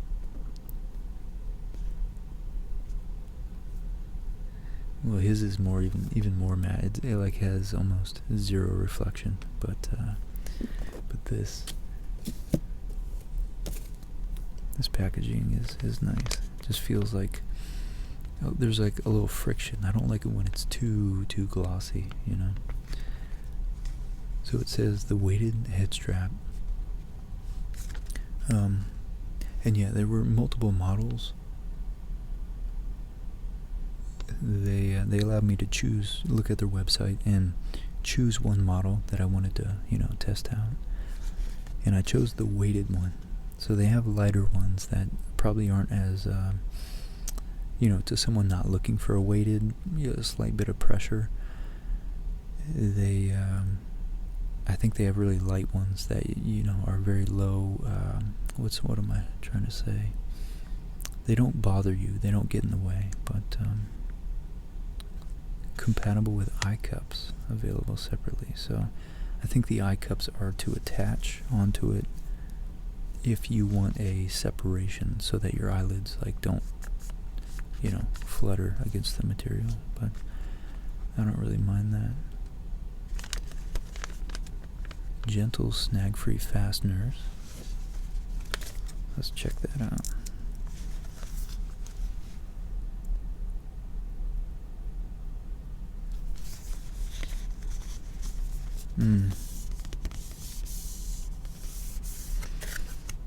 Nice. Yeah, even the cardboard's pretty nice, so far I'm happy with the appearance and feel of the product and all the little things it comes with. So you can have cool eye cups, warm eye cups, aromatherapy, which I am not interested in at all. I guess you can make it just smell nice. A slim head strap.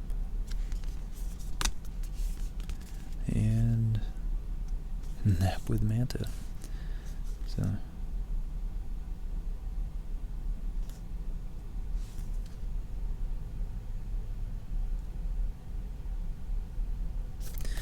alright, cool. Oh man, this has a nice weightiness to it. Exactly what I'm looking for.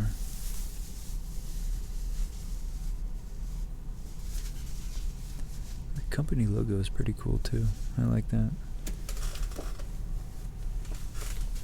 And so let's see what we got here. So we got traditional Velcro, and it's adjustable. It's got a little sticky pad there. It's adjustable. Let's see if it fits.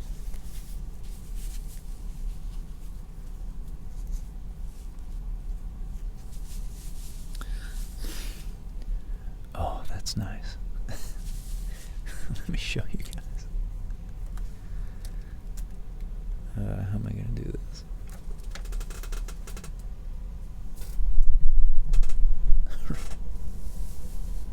There we go. Look at that.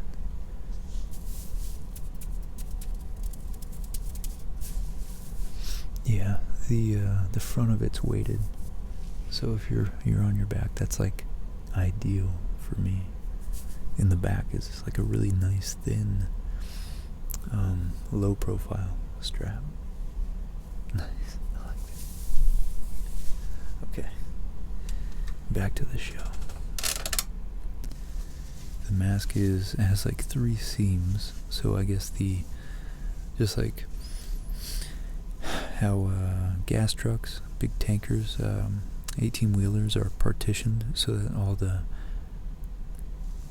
liquid doesn't bounce back and forth. So the beads stay evenly distributed.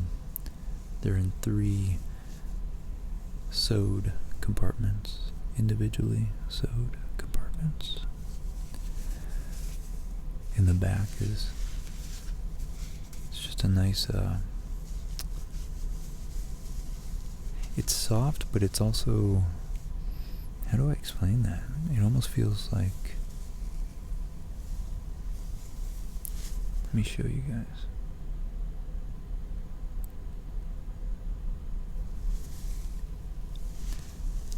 It's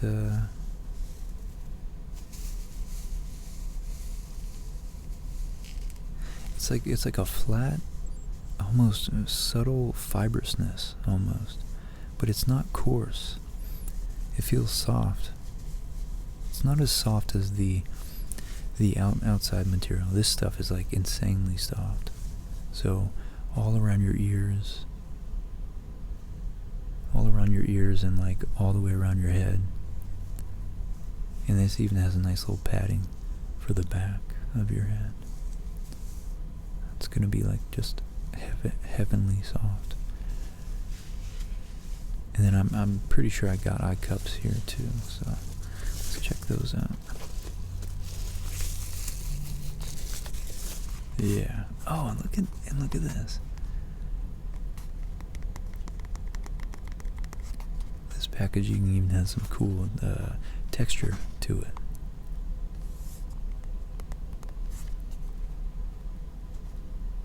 Look at that. It's nice. It's like a raised pattern.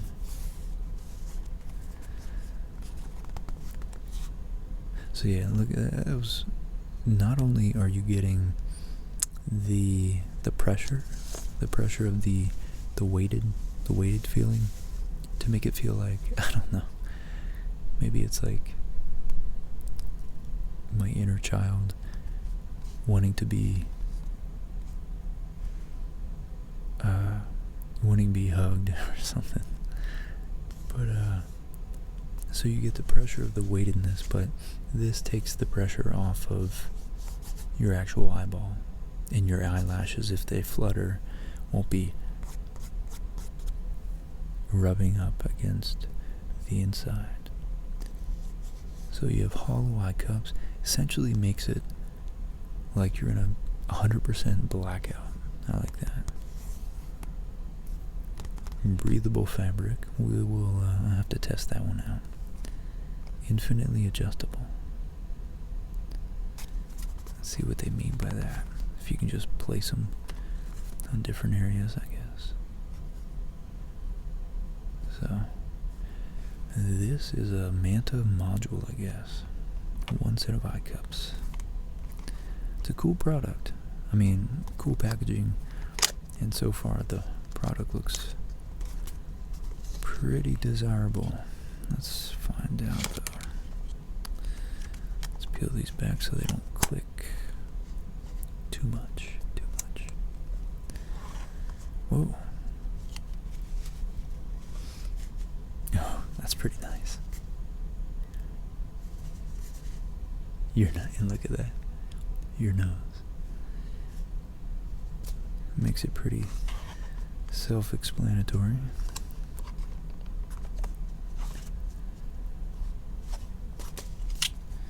Alright. Wonder if they have their own person just to design the usability, the user-friendliness of these. Who knows? Okay, so let's test these out. So it goes like that on my face.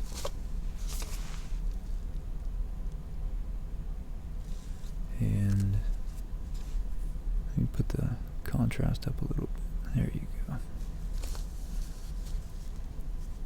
And your nose, like that. So pop them right there. And nose, like that. Well, seems simple enough.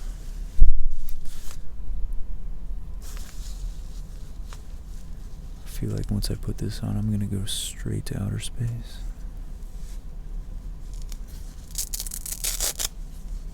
Okay. Let's put it all. I have a small head, apparently.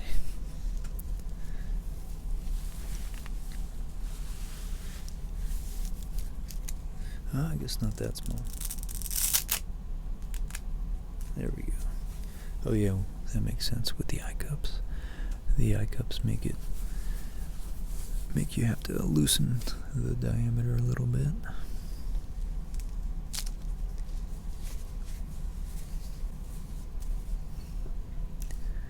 Okay, where's the microphone? I'm flying blind right now. I am flying completely blind. Okay, I gotta admit this is an impressive blackout. I have the lights on right here, and I got this mask on. I can't see shit. I see zero light. I just hit the phone with my nose because it's so big, but also because I can't see.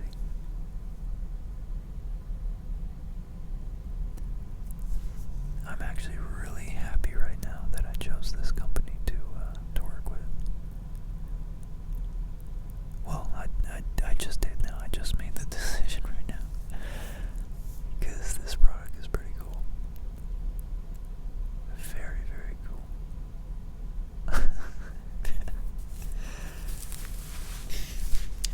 I'm happy. I'm pretty happy with that. Because my biggest fear is looking like a cringy shill for some product that I'm never going to use. But I have a feeling that I'm going to use these like almost every night. So, and 100% of the time, I'm going to use these when I take a nap during the day. And I need to black out the room. So, I gotta say, I haven't slept in them yet, so I'll give you guys the verdict later, but you'll know I liked them if you see me advertising them at the beginning of the next video, I guess. It's a nice, like it's like a perfect weight. Perfect. It's pretty much, they literally must have taken a shirt and measured and like weighed it, because it's like the weight of a thick shirt. I really like that. Man, I'm just happy that it's a good product, and I don't have to tell them no because the product sucks. It's actually nice. So, anyways, we'll move on because I've been spending a while on this. But last thing I wanted to say is just, now that I know I'm probably going to go forward with advertising them, taking them on as a sponsor, I'm pretty sure they'll be giving me a discount code. So if you are thinking about getting one and you're somehow still up or still watching this, wait until my next video, or I guess find someone else on YouTube advertising it, because I'm sure they'll have a discount code as well, and I think I'll have, like, 15 or 20% off or something like that. So cool. I'm happy with that. Pretty cool product. I will test that out later tonight.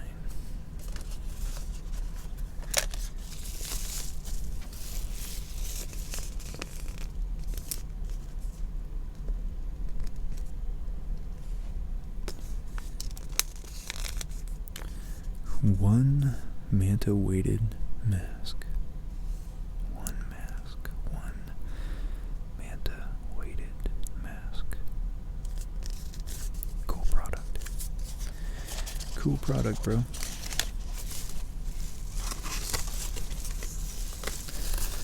Okay, so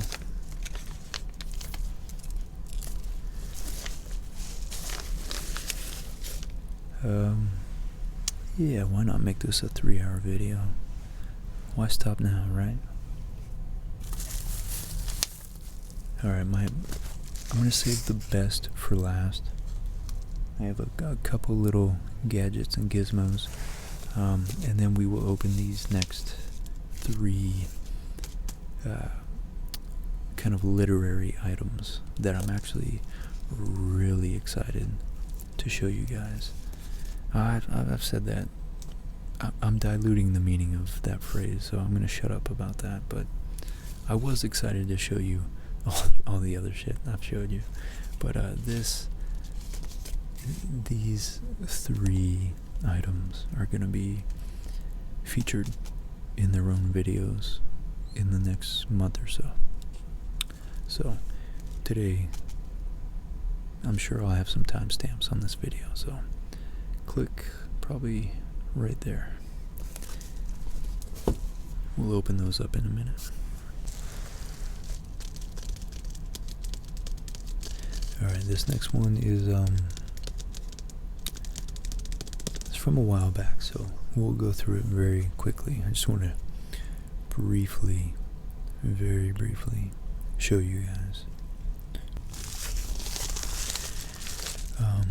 This was a guy who did he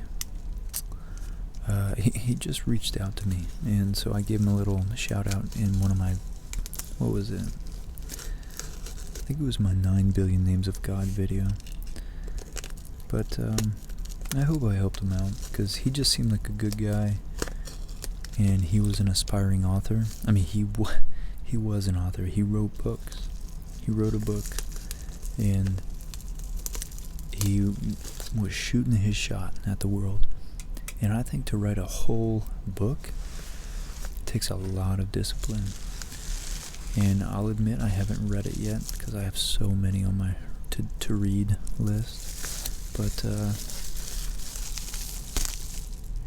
he sent me 3 copies.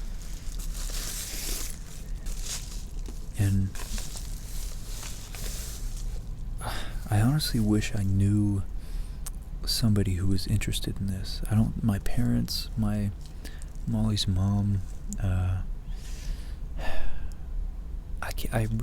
really can't think of anybody I know that I'm close to that really reads, honestly, that much. So I'm kind of the black sheep in the family. It just seems like a really cool book. So it's a novel set in a historical period, so it's historical fiction by Benjamin Wickhoff. Sure.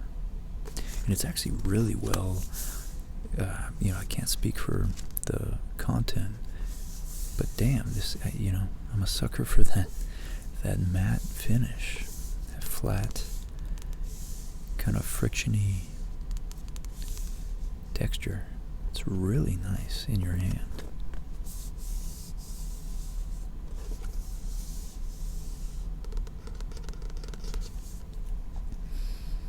I knew a girl from my high school that went to Tufts. So, anyways.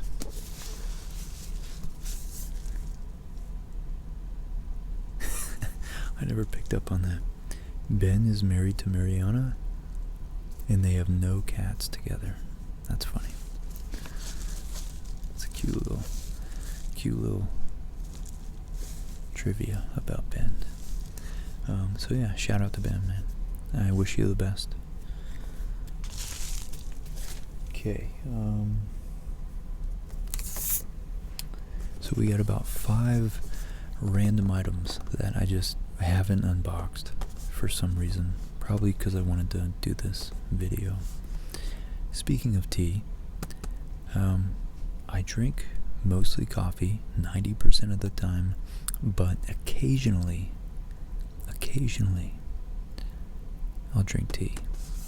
And this is actually Molly's friend. Got this. It's a diffuser. Shatterproof. Wonder if it's glass or plastic. Put the tea in. You let it steep, and then it's like a reverse French press, actually. All right.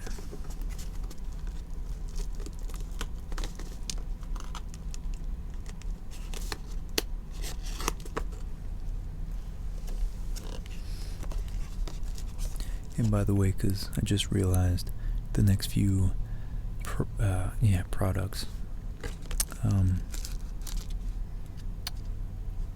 are not books, so I'm just disclaimer, I'm not advertised, I'm not sponsored, and not advertising any of these. Cool.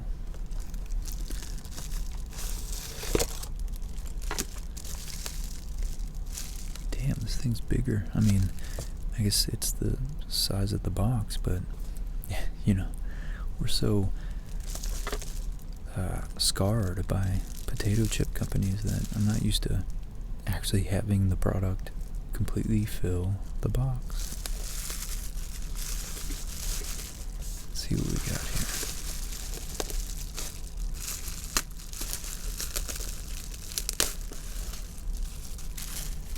Okay, so it is definitely plastic, but it's BPA free, so that's good.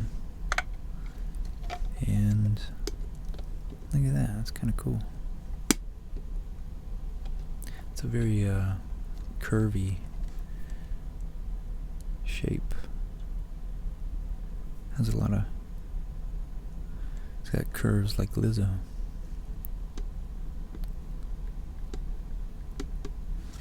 Sweet. Interesting handle. It's like super wide.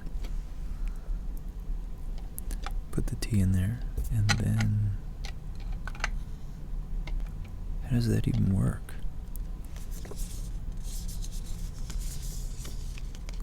There's that matte feel, that matte finish again.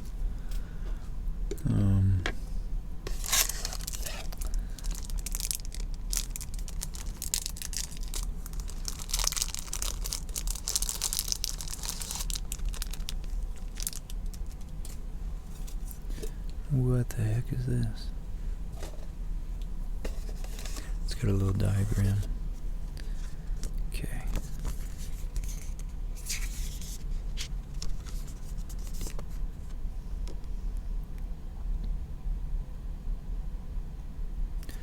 A humble housewares company with a heart. With heart. We started it in our laundry room in 2006 with visions of a social enterprise that could change the world. Grosh. Cool. You read that and you always hope it's true. So,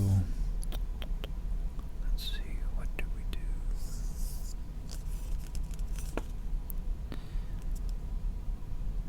Okay, oh, what? How the heck does that work?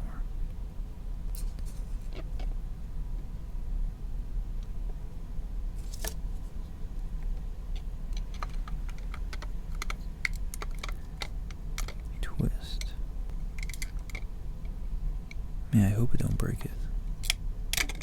Oh, it was just kind of stuck in there. It was just like firmly in place. So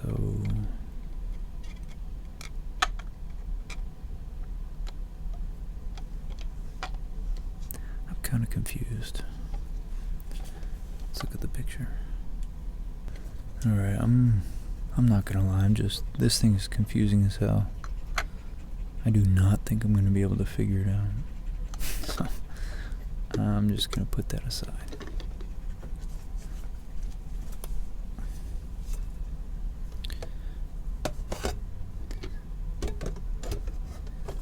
We'll set that aside for some other time.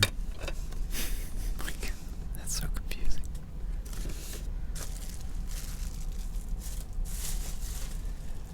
Alright. Okay, this I bought it impulsively at Walmart like 2 years ago. I swear to God.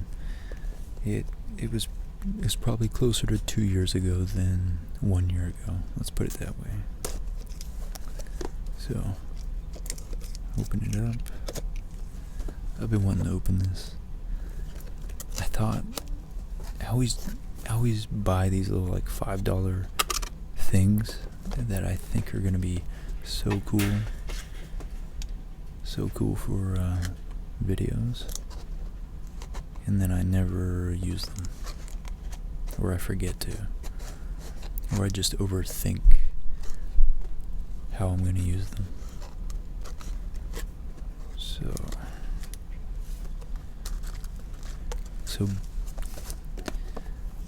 this is a smoke waterfall, essentially. You just light this cone-shaped incense, and it just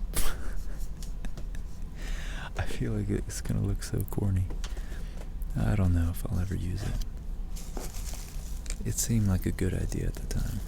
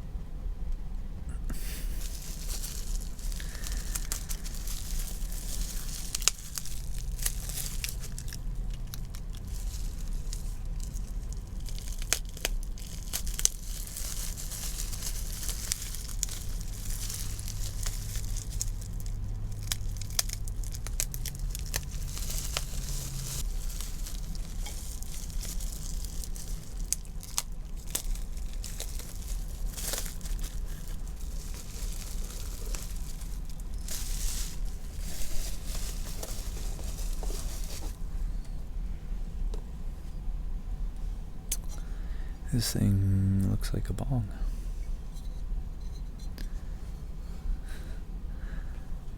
It's pretty cool though, actually.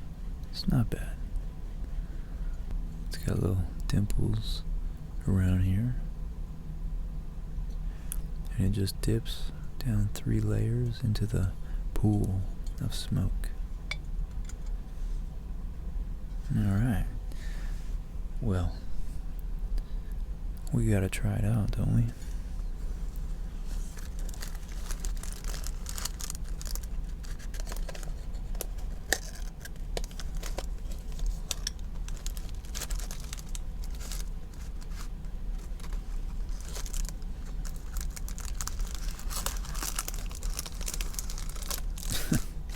We just have one long ass package. It's funny.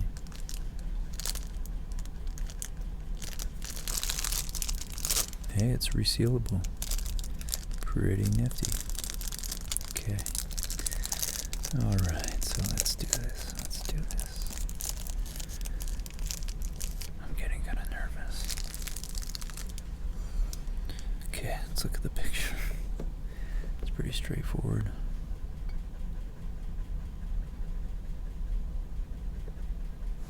This thing's got like a little bump on it. Of course I pick up the one with the defect.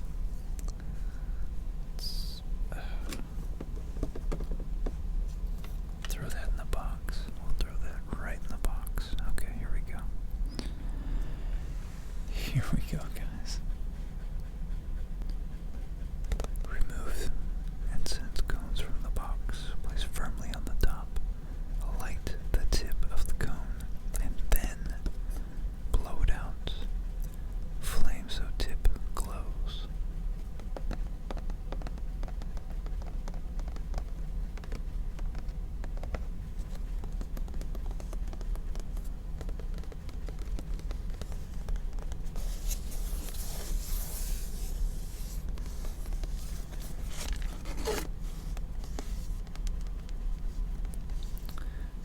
It is a pretty nice little picture in the back there.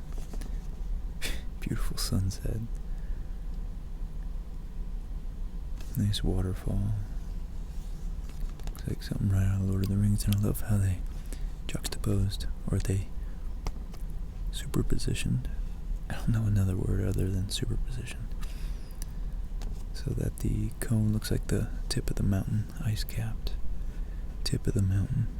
It's pretty nice. Alright guys, let's do this. Let's do this.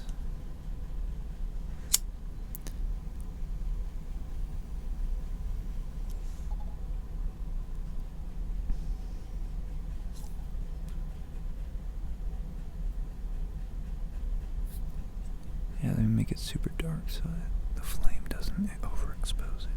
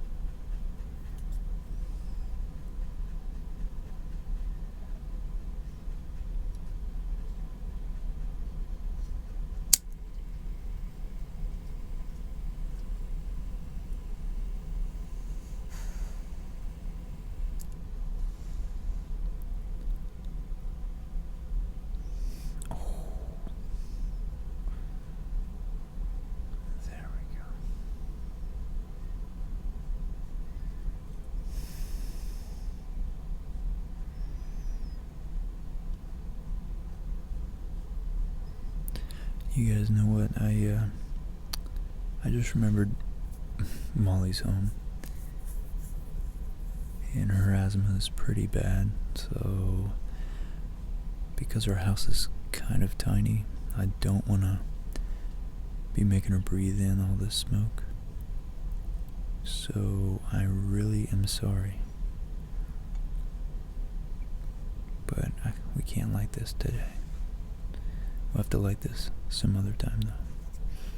It smells kind of nice. Not too bad. But yeah, we'll spark this when Mom's not home. Sorry guys.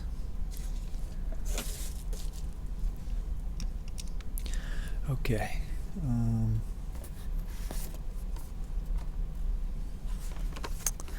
This, I think, is literally just a charging cable, but it's fun to open and unbox things, because it is an unboxing video after all, and we gotta unbox things.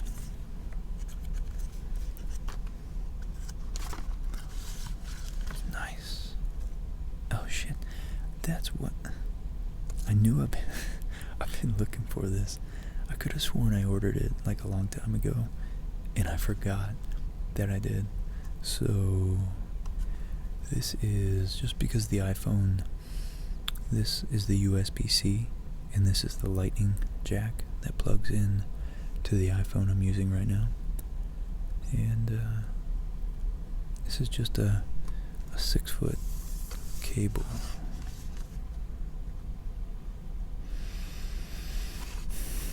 I guess they don't even have it. Their boxing is, it's a good company overall, Anchor.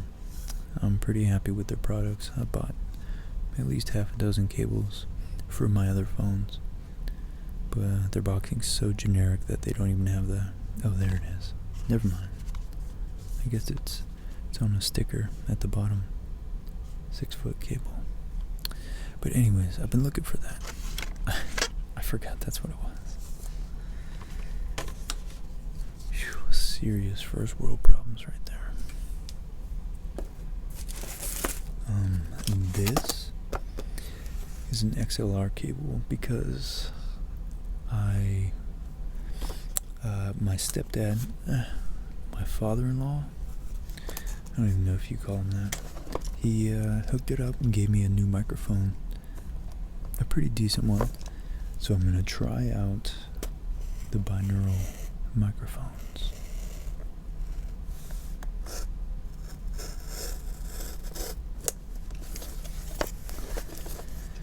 I got a new microphone stand, and this is the XLR cable, the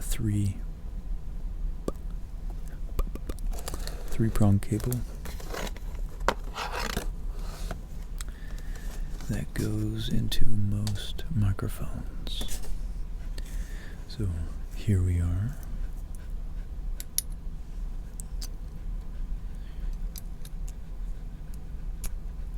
And that's an infinite feedback loop. It's just a very Amazon basic cable, but hopefully it doesn't allow any noise in. And I just bought the cheap one because I didn't really know whether or not I was gonna enjoy that the dual microphone setup. So anyways, we will find out in the future whether we like that, the binaural side-to-side setup. Let's put this over here.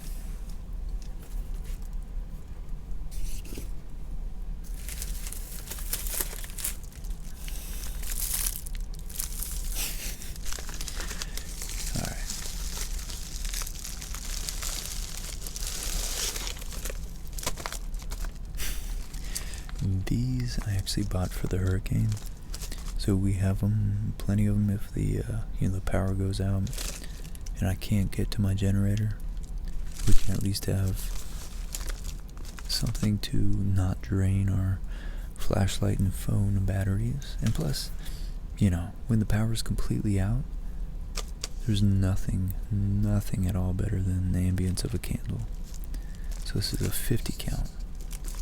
2 layers of 25.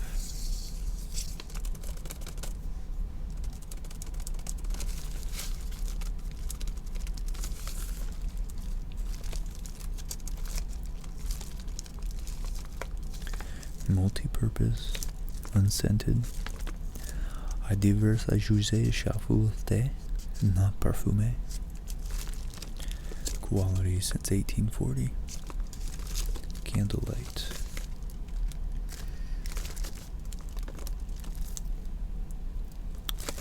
Put them in a cup or use in the heat soup.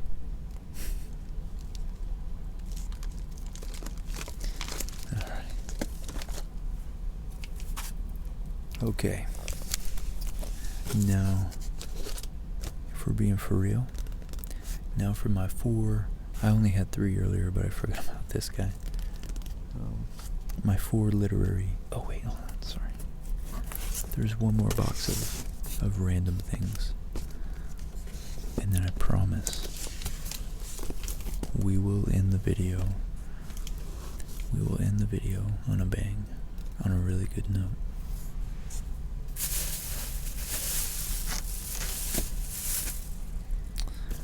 Okay.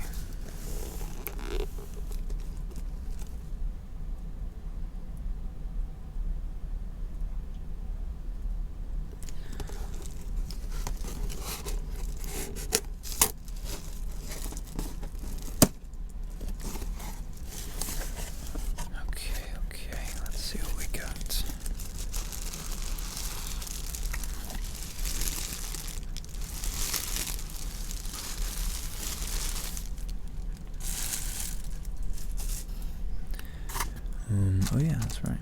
I already used one. This is the pack out of which the candle I uselessly put on my shelf earlier came out of.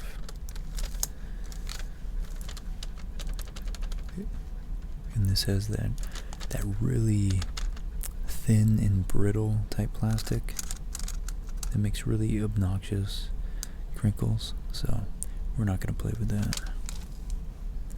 Set that aside. And yes, this. So I just bought a MacBook, and I know this is an unboxing and I didn't unbox the MacBook, but honestly I had too much else going on, and I literally needed the MacBook, because my other Asus, by the way, don't ever buy Asus, was a piece of junk. So anyways, you unfortunately, to be compatible with any of these ports, you gotta buy this type of adapter. At least if you want to be compatible simultaneously with them. We have two USB-C, which is what these plug into. And then we have HDMI. Oh, there. You have your SD card readers. Right there. Yeah, let's get close. Why not? Get personal.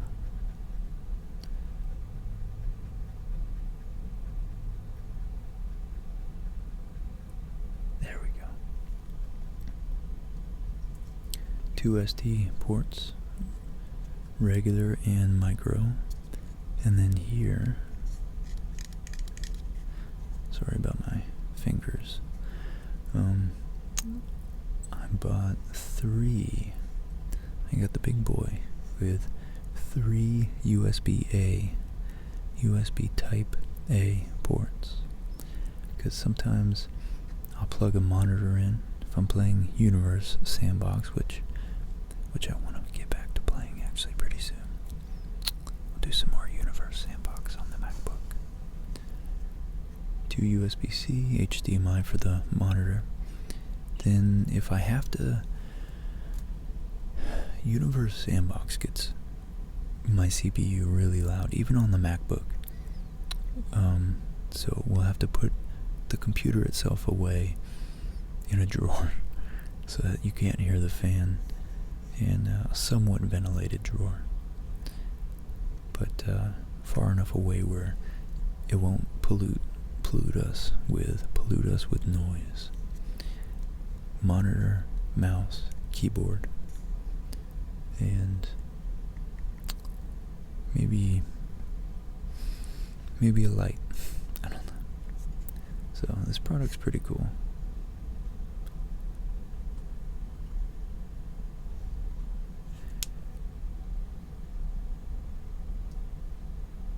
And then it actually comes with a really, really nice case, it looks like. Or not, really nice, but it feels nice at least. And it's got that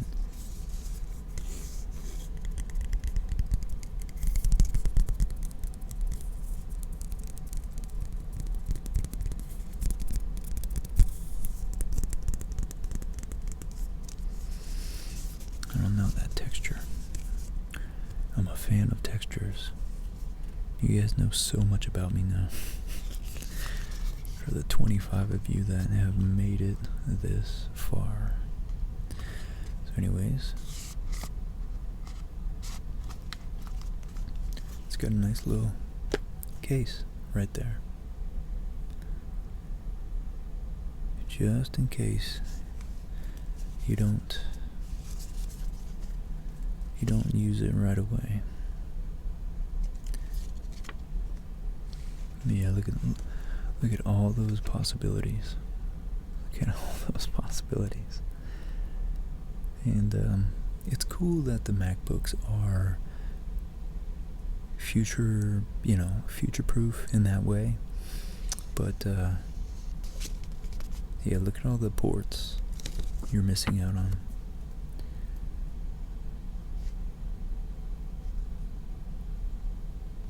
So that's a really good picture right there. Looks pretty simple, straightforward. Speeds up to 5 gigabytes per second. That's really fast. But the USB-C, if you're just straight hooking into the USB-C port through USB-C, in other words, there's no Type A involved. I think they do like 40 gigabytes per second, some of the speeds. So that's why MacBook is, that's what it is. If it's a Thunderbolt protocol on the USB-C port, it's like 40 gigabytes, that's like 20 really high 20 4K movies in a second, which is kind of unfathomably fast, I should say. And even though it's made in Shenzhen, I gotta admit, it's they tried to knock off the Apple really solid feeling cardboard, and they succeeded.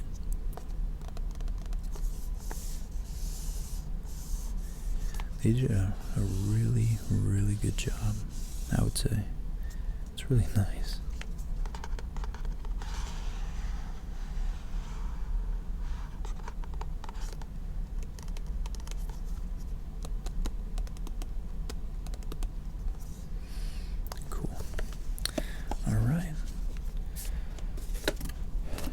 And then the last thing, I'm not even going to open.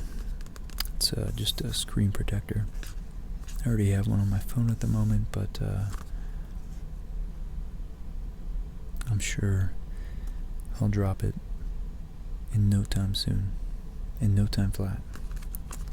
So, I will be putting that to use shortly.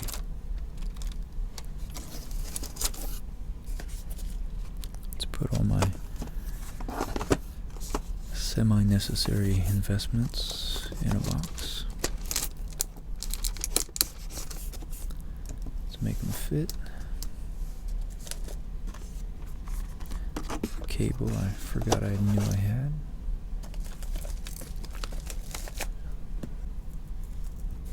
And then the other cable. And that's it.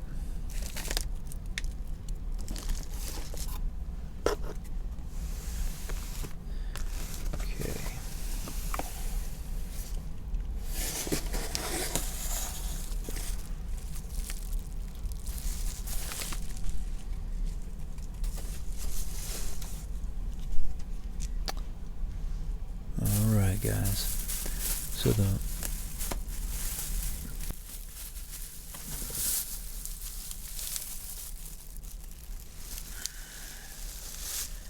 good stuff I know you guys are all here for are my Goodwill hauls, my Goodwill book hauls.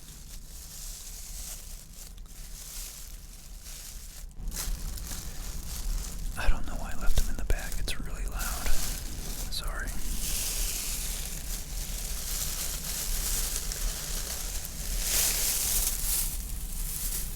Okay. Alright. Don't be deceived by this price tag here. It actually was half that. So, I can't recommend enough either if you're not on eBay or abebooks.com, one of those thrift book websites. Go check out your local Goodwill if you're in the States, and whatever thrift store you have if you're not. Yeah, guys, for $1.25 each, so it's like $5 total. I got these 4 books.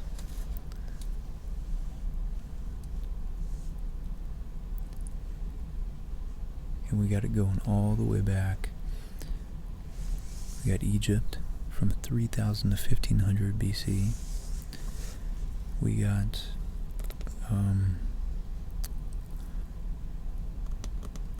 I guess mostly Greek, 1500 to 600, so the pre-Homeric Greeks, Egypt's Golden Age, the Assyrians, Babylonians,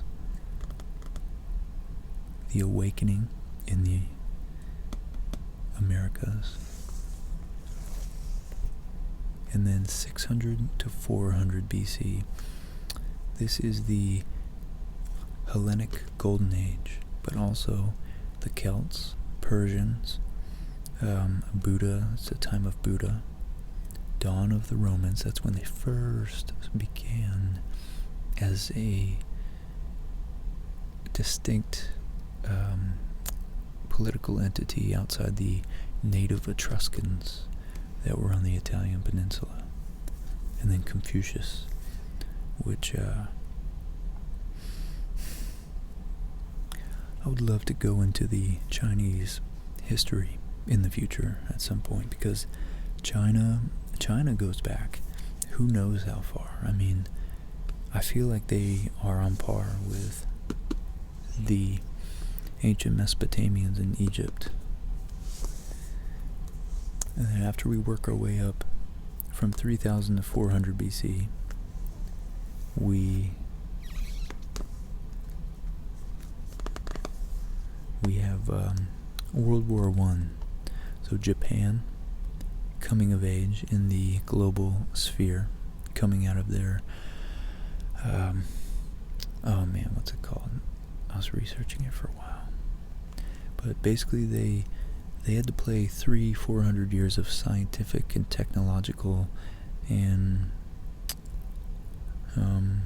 diplomatic and governmental catch up, really, with the rest of the world in about 50 years. And they did, which is crazy. America is when we really became significant as a world power. So anyways, this is, to me, this era right here, before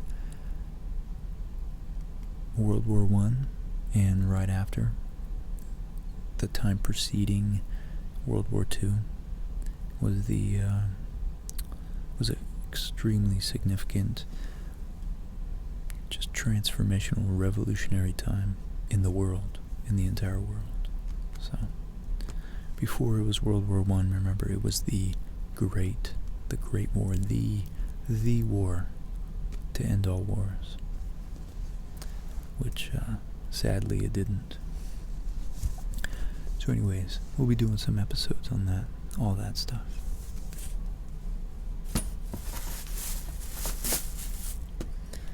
Okay, next,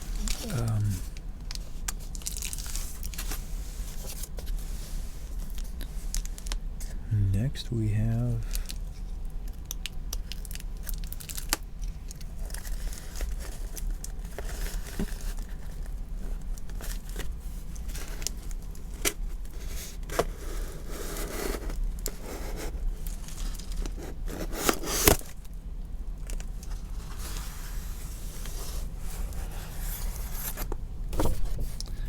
so I got an updated version of my 2006 astronomy book that was all water stained and pretty beat up. I mean, I got the book for like $4, but I still felt like that was kind of a shady move to even try to sell a book that was all water stained. So this book is much more immaculate, way better shape. And this one's from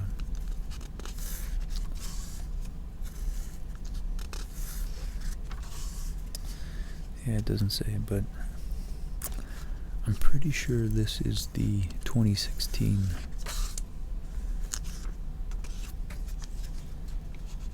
model revision, 7th edition. Yeah. And here we go.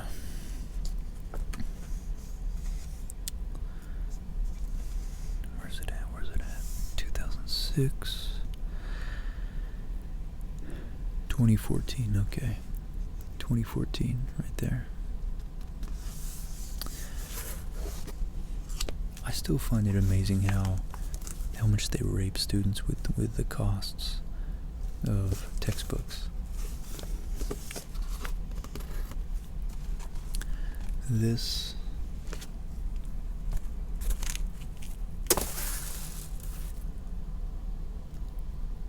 book was, for me, I think it was like $15.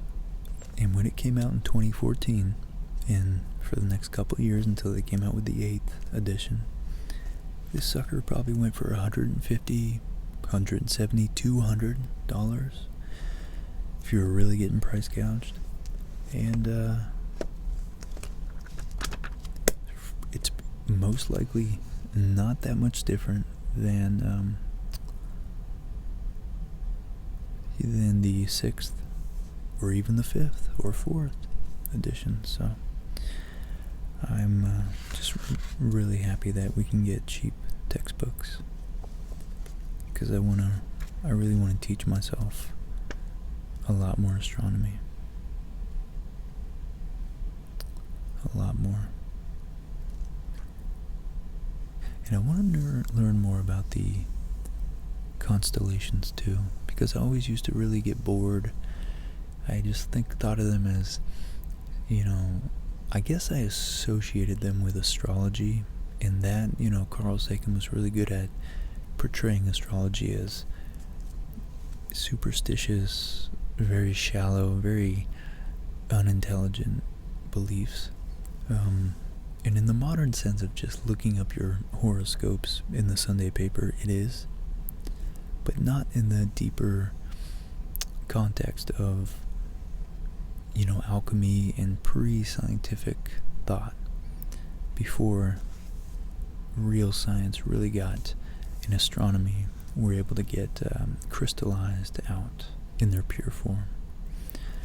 And knowing the constellations is a great way to recognize patterns, which humans are really, really good at. We're exceptional. Once we see the, Sagittarius and Capricorn and Aquarius, and once we see the lion in the sky,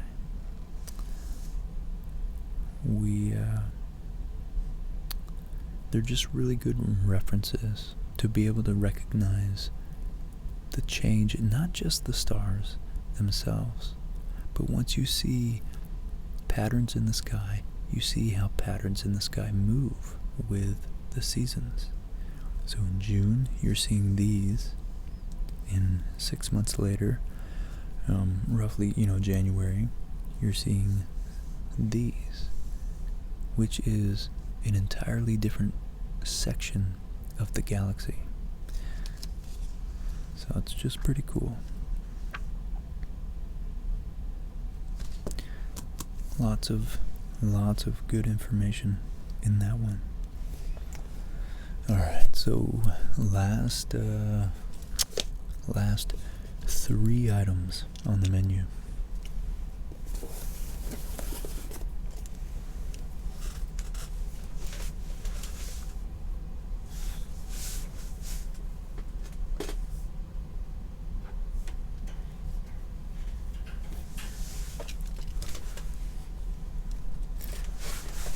Alright. I'm pretty excited for this one. I keep saying that. I gotta stop saying that.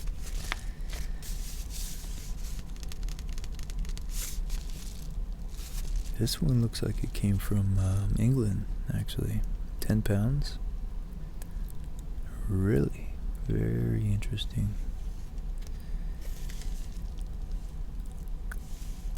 From Wembley? Is that what that means? Wembley? Cosmo Interest Limited. Okay, let's check it out. Let's give you guys a close-up.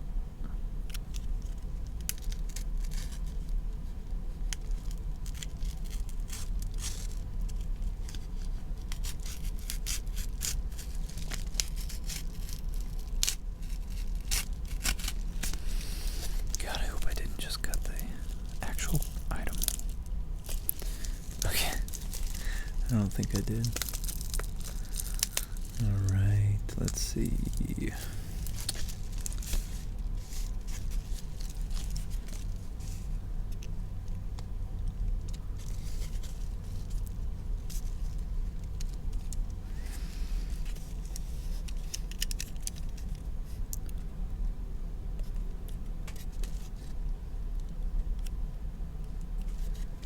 Okay, there we go.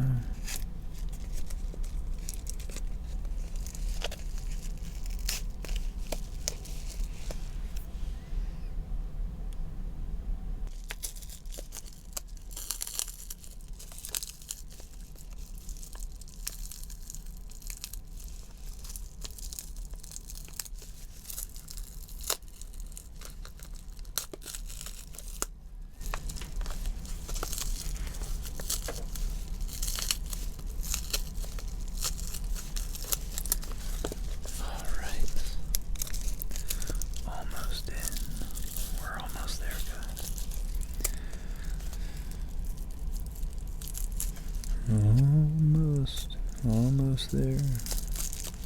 Almost. Okay, there we go. Okay. cosmobooks.co.uk.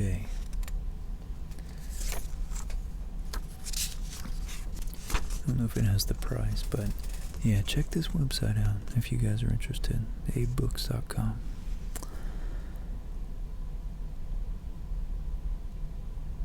Okay.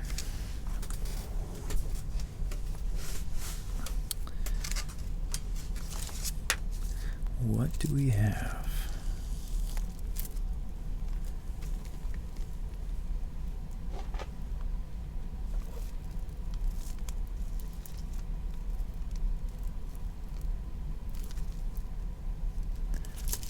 Wait a minute, is that what I ordered? I don't remember ordering that.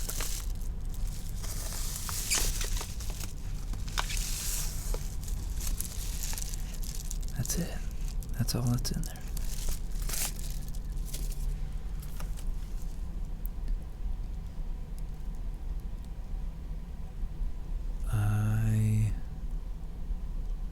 An integration of certain differential expressions with which problems in physical astronomy are connected, by Robert Woodhouse. Did I order this? I completely forgot. What? It's just one page from a book that I don't remember ordering. In the preamble to this paper, the author states that if the introduction of the new calculi has been extended to the bound of science, it also greatly increased the difficulties by their number and magnitude.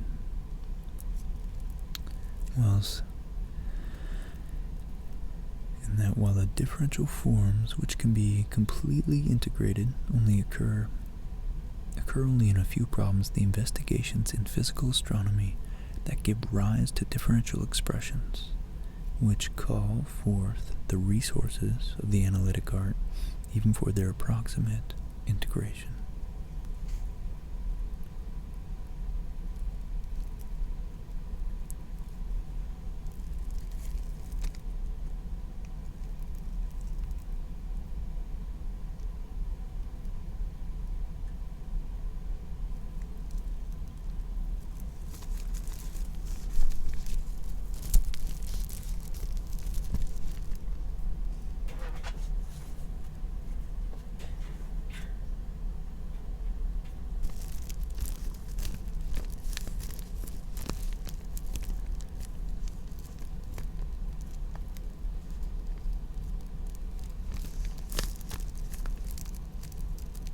The main object of this paper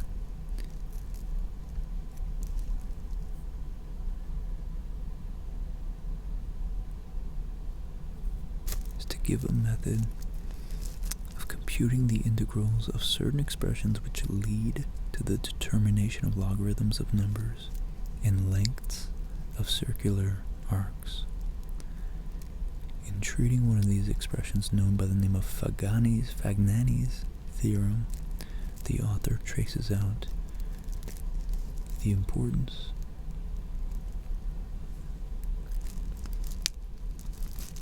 the correspondence between the methods of computation and the proportion of geometrical figures, the analytical method by which the integral expressing the arc of a circle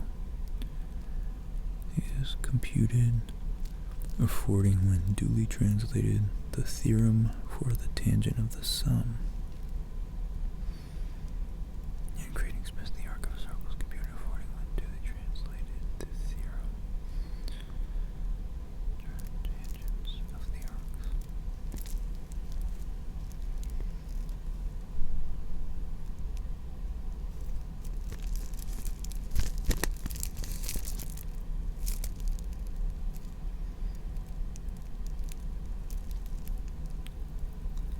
It's vain to attempt, without the use of symbols, to convey any adequate, nay, even faint idea of the various series converging and diverging according to the value of one of the coefficients of the original expression, which lead to the conclusions that illustrate this mode of investigation.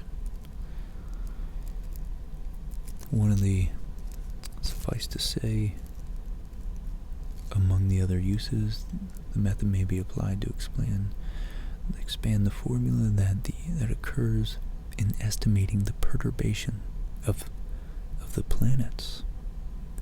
In this instance, the author points out the series which would be most commodious and which would converge most rapidly if the radii of the orbits of the two planets whose perturbations are sought were nearly equal. Wow.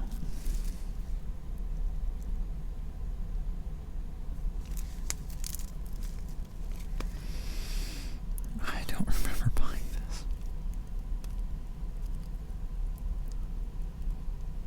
Oh, you know what? I must have, because this is from 1804.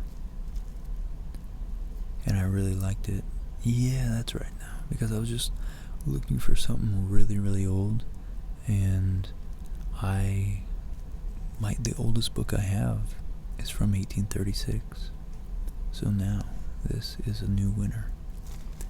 The oldest piece of paper I have is from the Royal Society,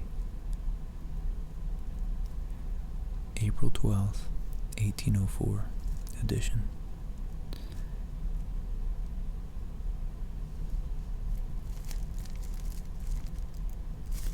At least I hope it's from 1804. Very interesting. So, let's go ahead and put this back.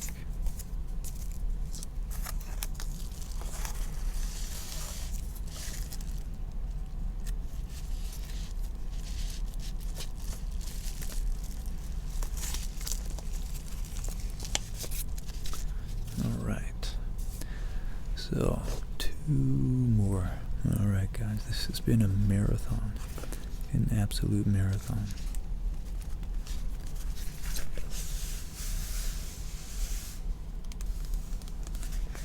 Man, this book is, this cardboard. Really nice, soft cardboard. It's actually really, really nice too. I love the tactile feel of it.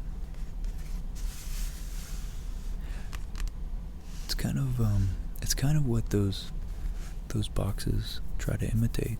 The really matte, flat, textured boxes. They try to imitate a more, a more natural, fibrous texture, I guess.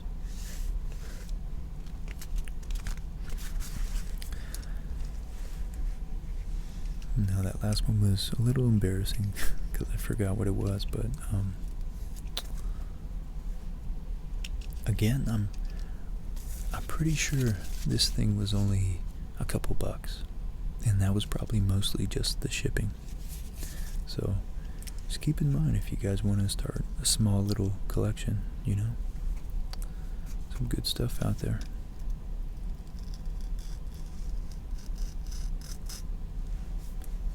Okay, let's get this going.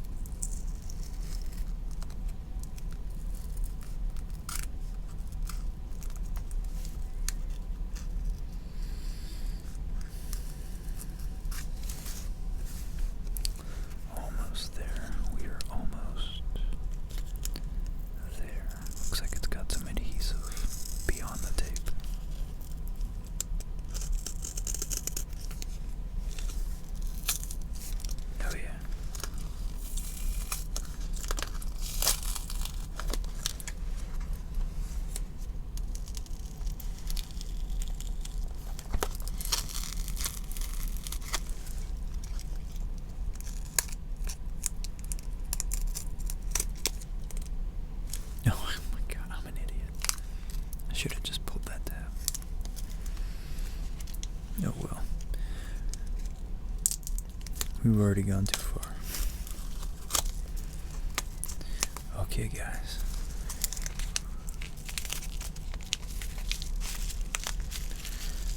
Alright, this right here. Ah, okay.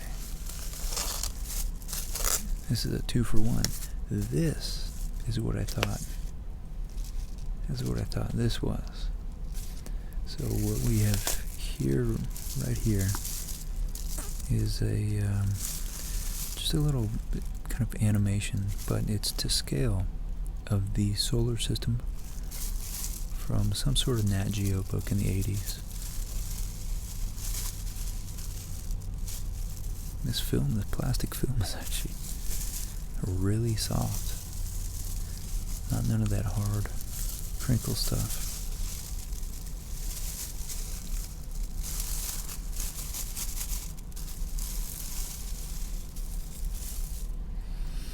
Okay. Wow, this is like in immaculate shape too. Look at that. Man, oh boy. Woo, alright. That is so nice. July 1981. It's got a nice, it's got a semi-gloss sheen to it, but it's not super glossy, so it's not going to reflect a ton of light and get in the way. This will be really, I wanted to maybe hang this up on the wall, but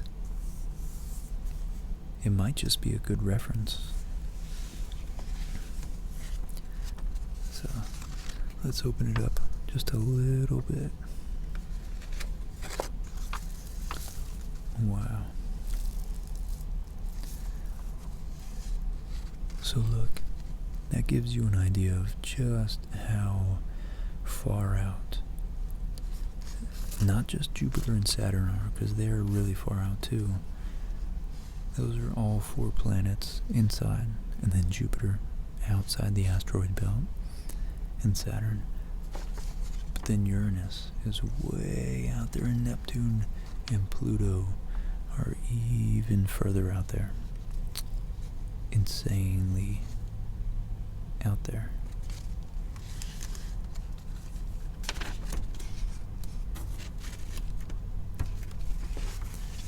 And this is 1981, just before the great CGI boom of the 90s, late 80s.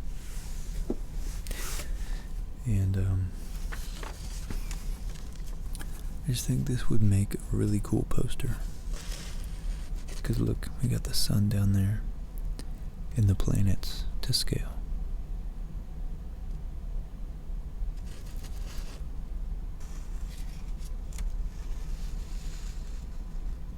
Very, very cool.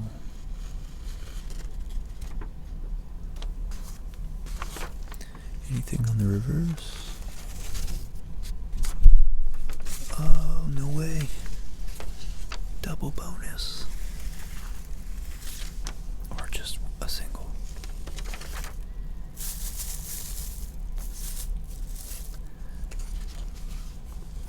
This looks like a real picture of Saturn. Saturn's shadow falls across the ring's bright bands as Voyager 1. This is a picture from Voyager 1.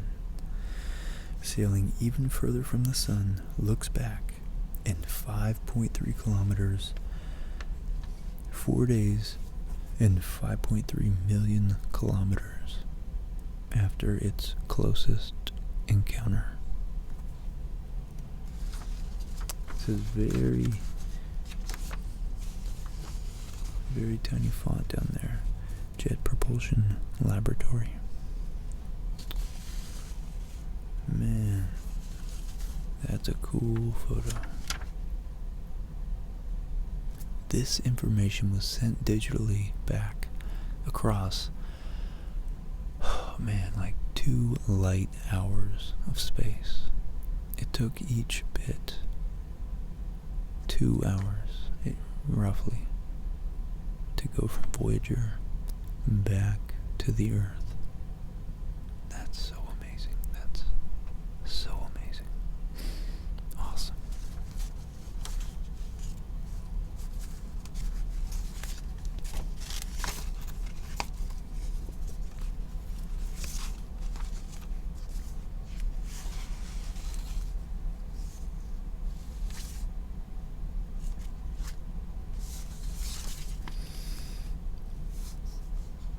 I'm really happy with that.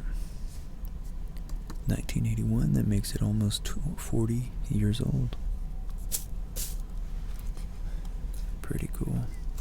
It's about 39 years old.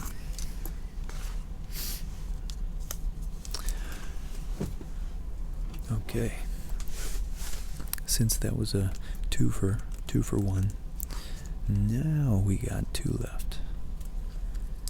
And I'm most excited to show you guys this one, for sure.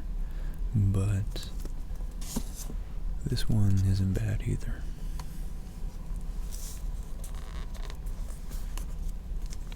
Check it out.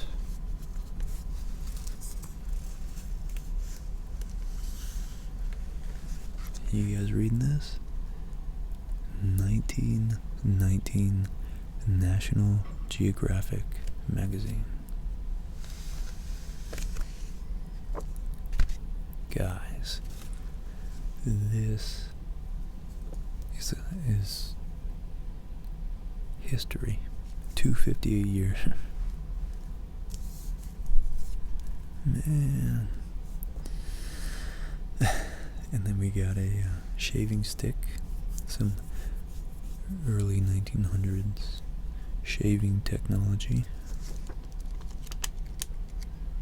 And the pages are like nice and glossy.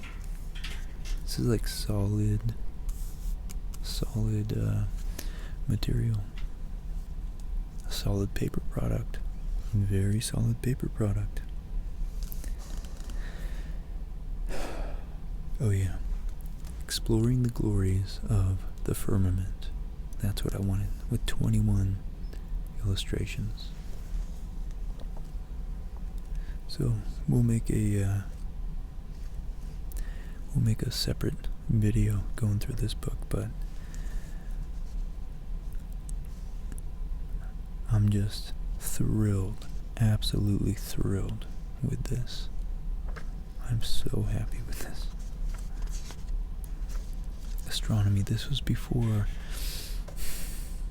the year actually that Einstein's relativity was firmly established as a real accurate theorem, a theory that was able to make predictions about objects in the cosmos, being the I wonder if they even talk about it, but we'll talk about it. We'll look for it later. But it was when, they saw this in 1919. That's amazing. They were able to calculate Mercury's position because it's so close to the sun. I shouldn't say close. It's so close to the sun, but so far inside the sun's gravitational well, in the metaphorical well, created by its distortion of space-time, I guess, that Newton's theory could not predict it, but Einstein's theory of relativity exactly predicted it. So 1919.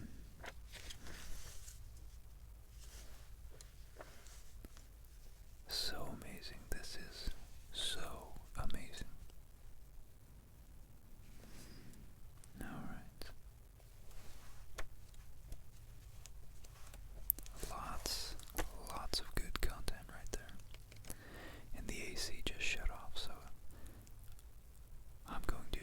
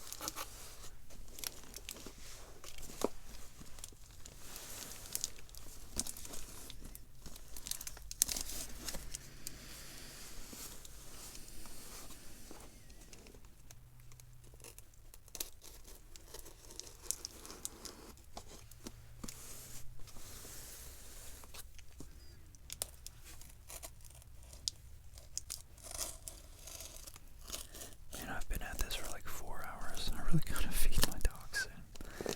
I gotta let them out. They're so good. Ernie and Gracie, so good. Most times.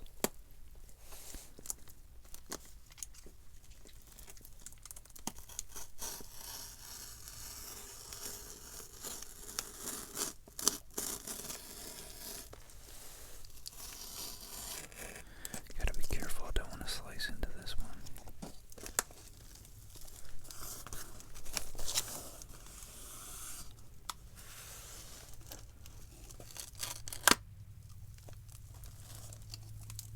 Okay. Make sure it doesn't have any valuable information on it.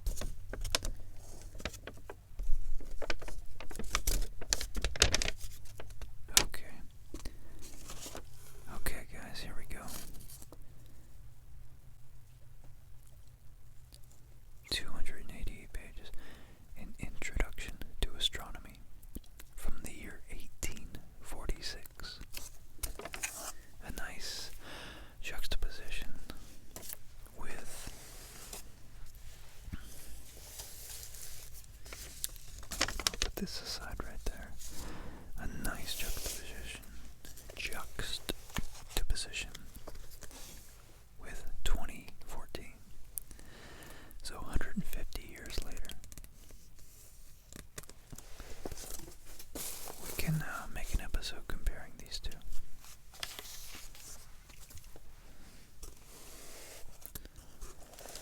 Alright, let me zoom you out a little bit. There we go. That's a little bit better.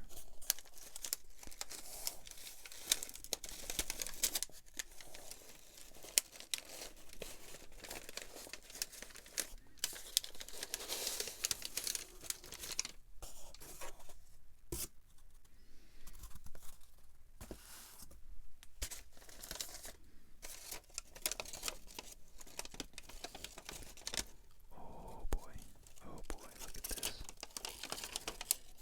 Holy crap.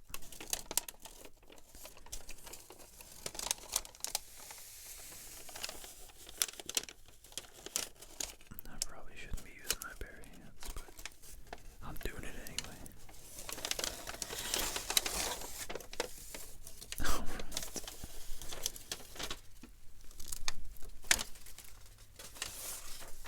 And you know what, let me put it on this, actually. Alright, let's bring the camera back down. Okay, look at this, guys. Whoa. What are we even looking at?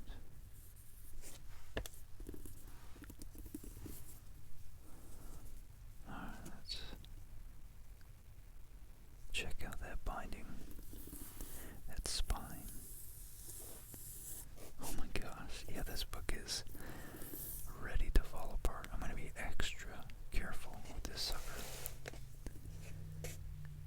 And I'll do a proper showing in its own video, but we'll do a proper, we'll do its own video, but I just wanted to show you guys what we have here.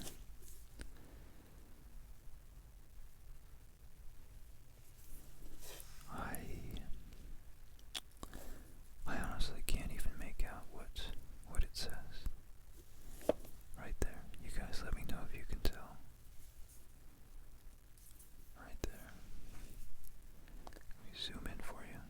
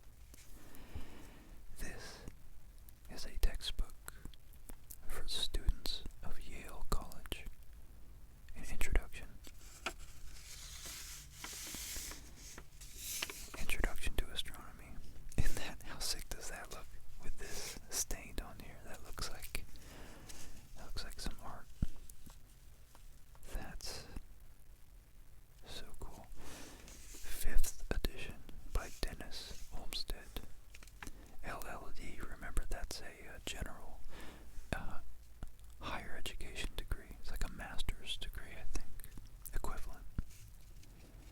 Professor of natural philosophy, which means science. That was physics and science and chemistry, everything combined into one discipline. Because up until the late 1800s, they didn't have enough knowledge to be extra specialized.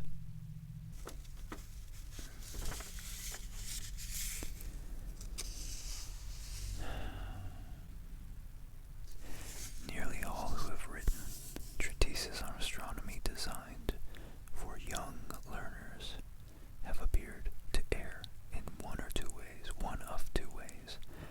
They have either disregarded demonstrative evidence and relied on mere popular illustration,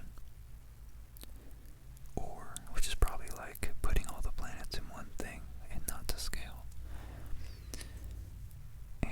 or they have exhibited the elements of the science in naked mathematical formulae. So they gave it into raw form to be really accessible to the beginner.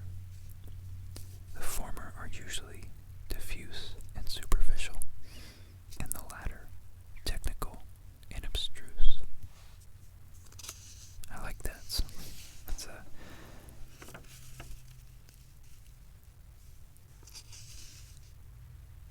that's a good start. Del Alhambra, see, I don't even know these names. That goes to show you how superficial my knowledge is about astronomy. So we have a nice analysis designed as a basis for review and examination. This is like a table of contents. Maybe before the general concept of table of contents was a thing.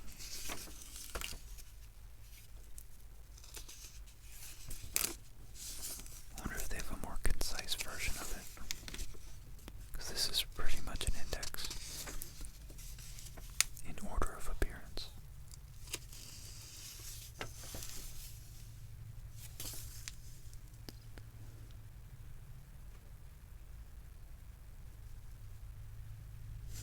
I like this. They justify not having to draw like it really advanced illustrations, as many figures in this work are too complicated to be drawn on the blackboard at each recitation, each class. We found it very convenient to provide a set of permanent cards and pasteboard, on which the diagrams are inscribed on so large a scale as to be distinctly visible in all parts of the lecture room. Man, oh man, oh man, oh man.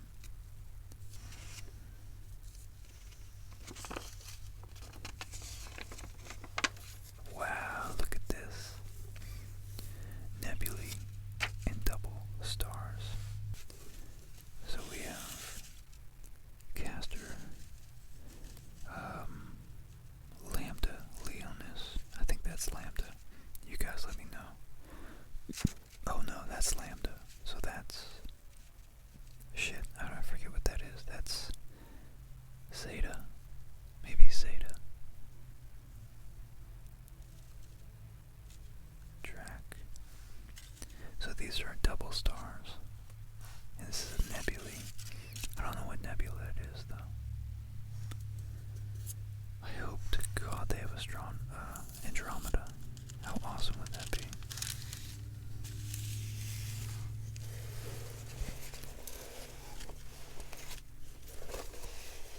Well, not exactly, but they do have the Great Comet, as seen at Yale College, March 20th, 1843. Man,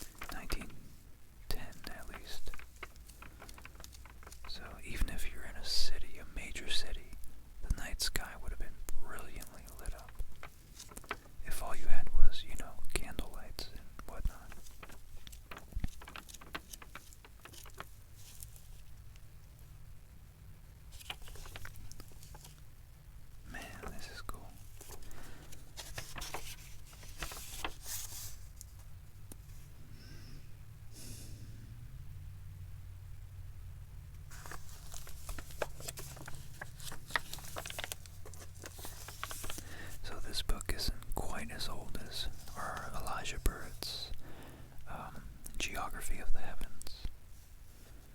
But it's only 10 years younger, and it's a lot worse for wear. It looks much older, that's for sure.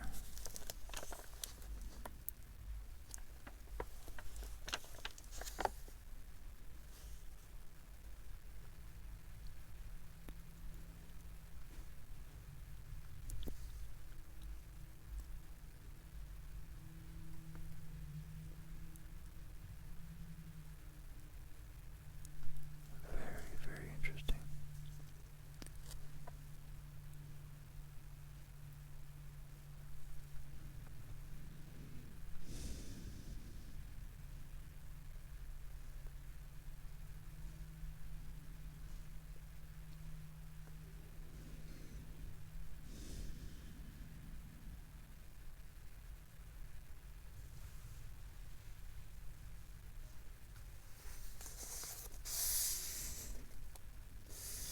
This is about tides. I'm trying to understand the diagram. It's about the different rates of tides in different width channels, I guess. Oh, and it varies with the depth, of course. So the speed at which the tide comes in and recedes will vary. These are waves. Principally on the depth is what it depends on, and probably on the regularity of the channel. So if it is very irregular coastlines, that's going to create a lot of resistance, probably, most likely.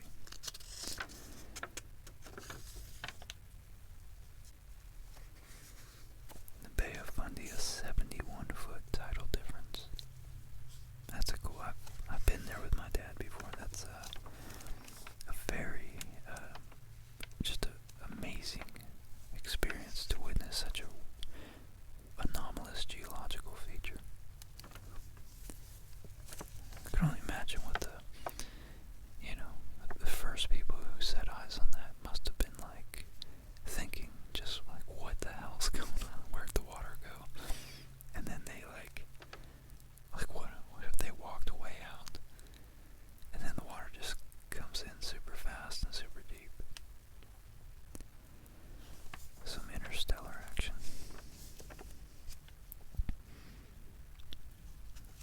On the planets. I'm really excited to browse this book. On the motions of the planets. I'd be curious. I don't have time now, but I'd be curious to know if they reference Elijah Burritt.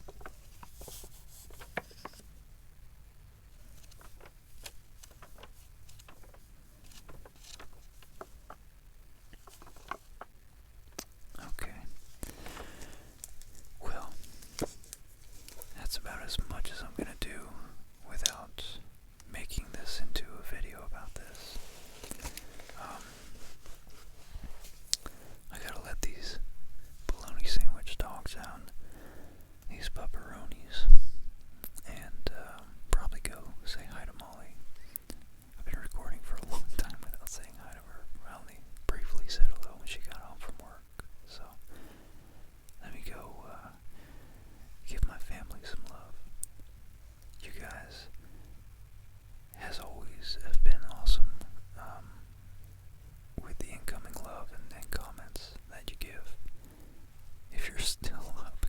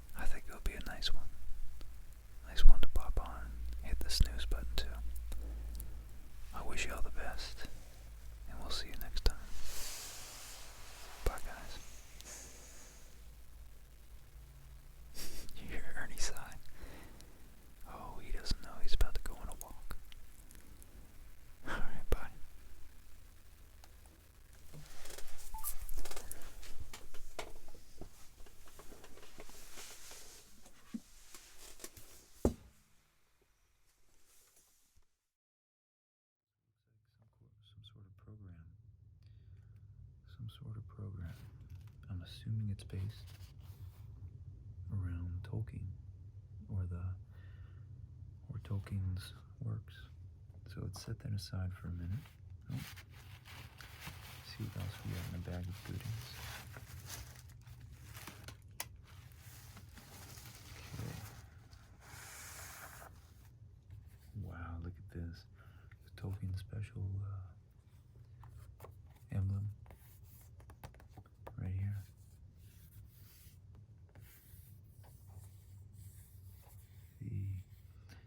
Which is I've always loved how he made I don't even know what you call them, some special symbol out of his initials.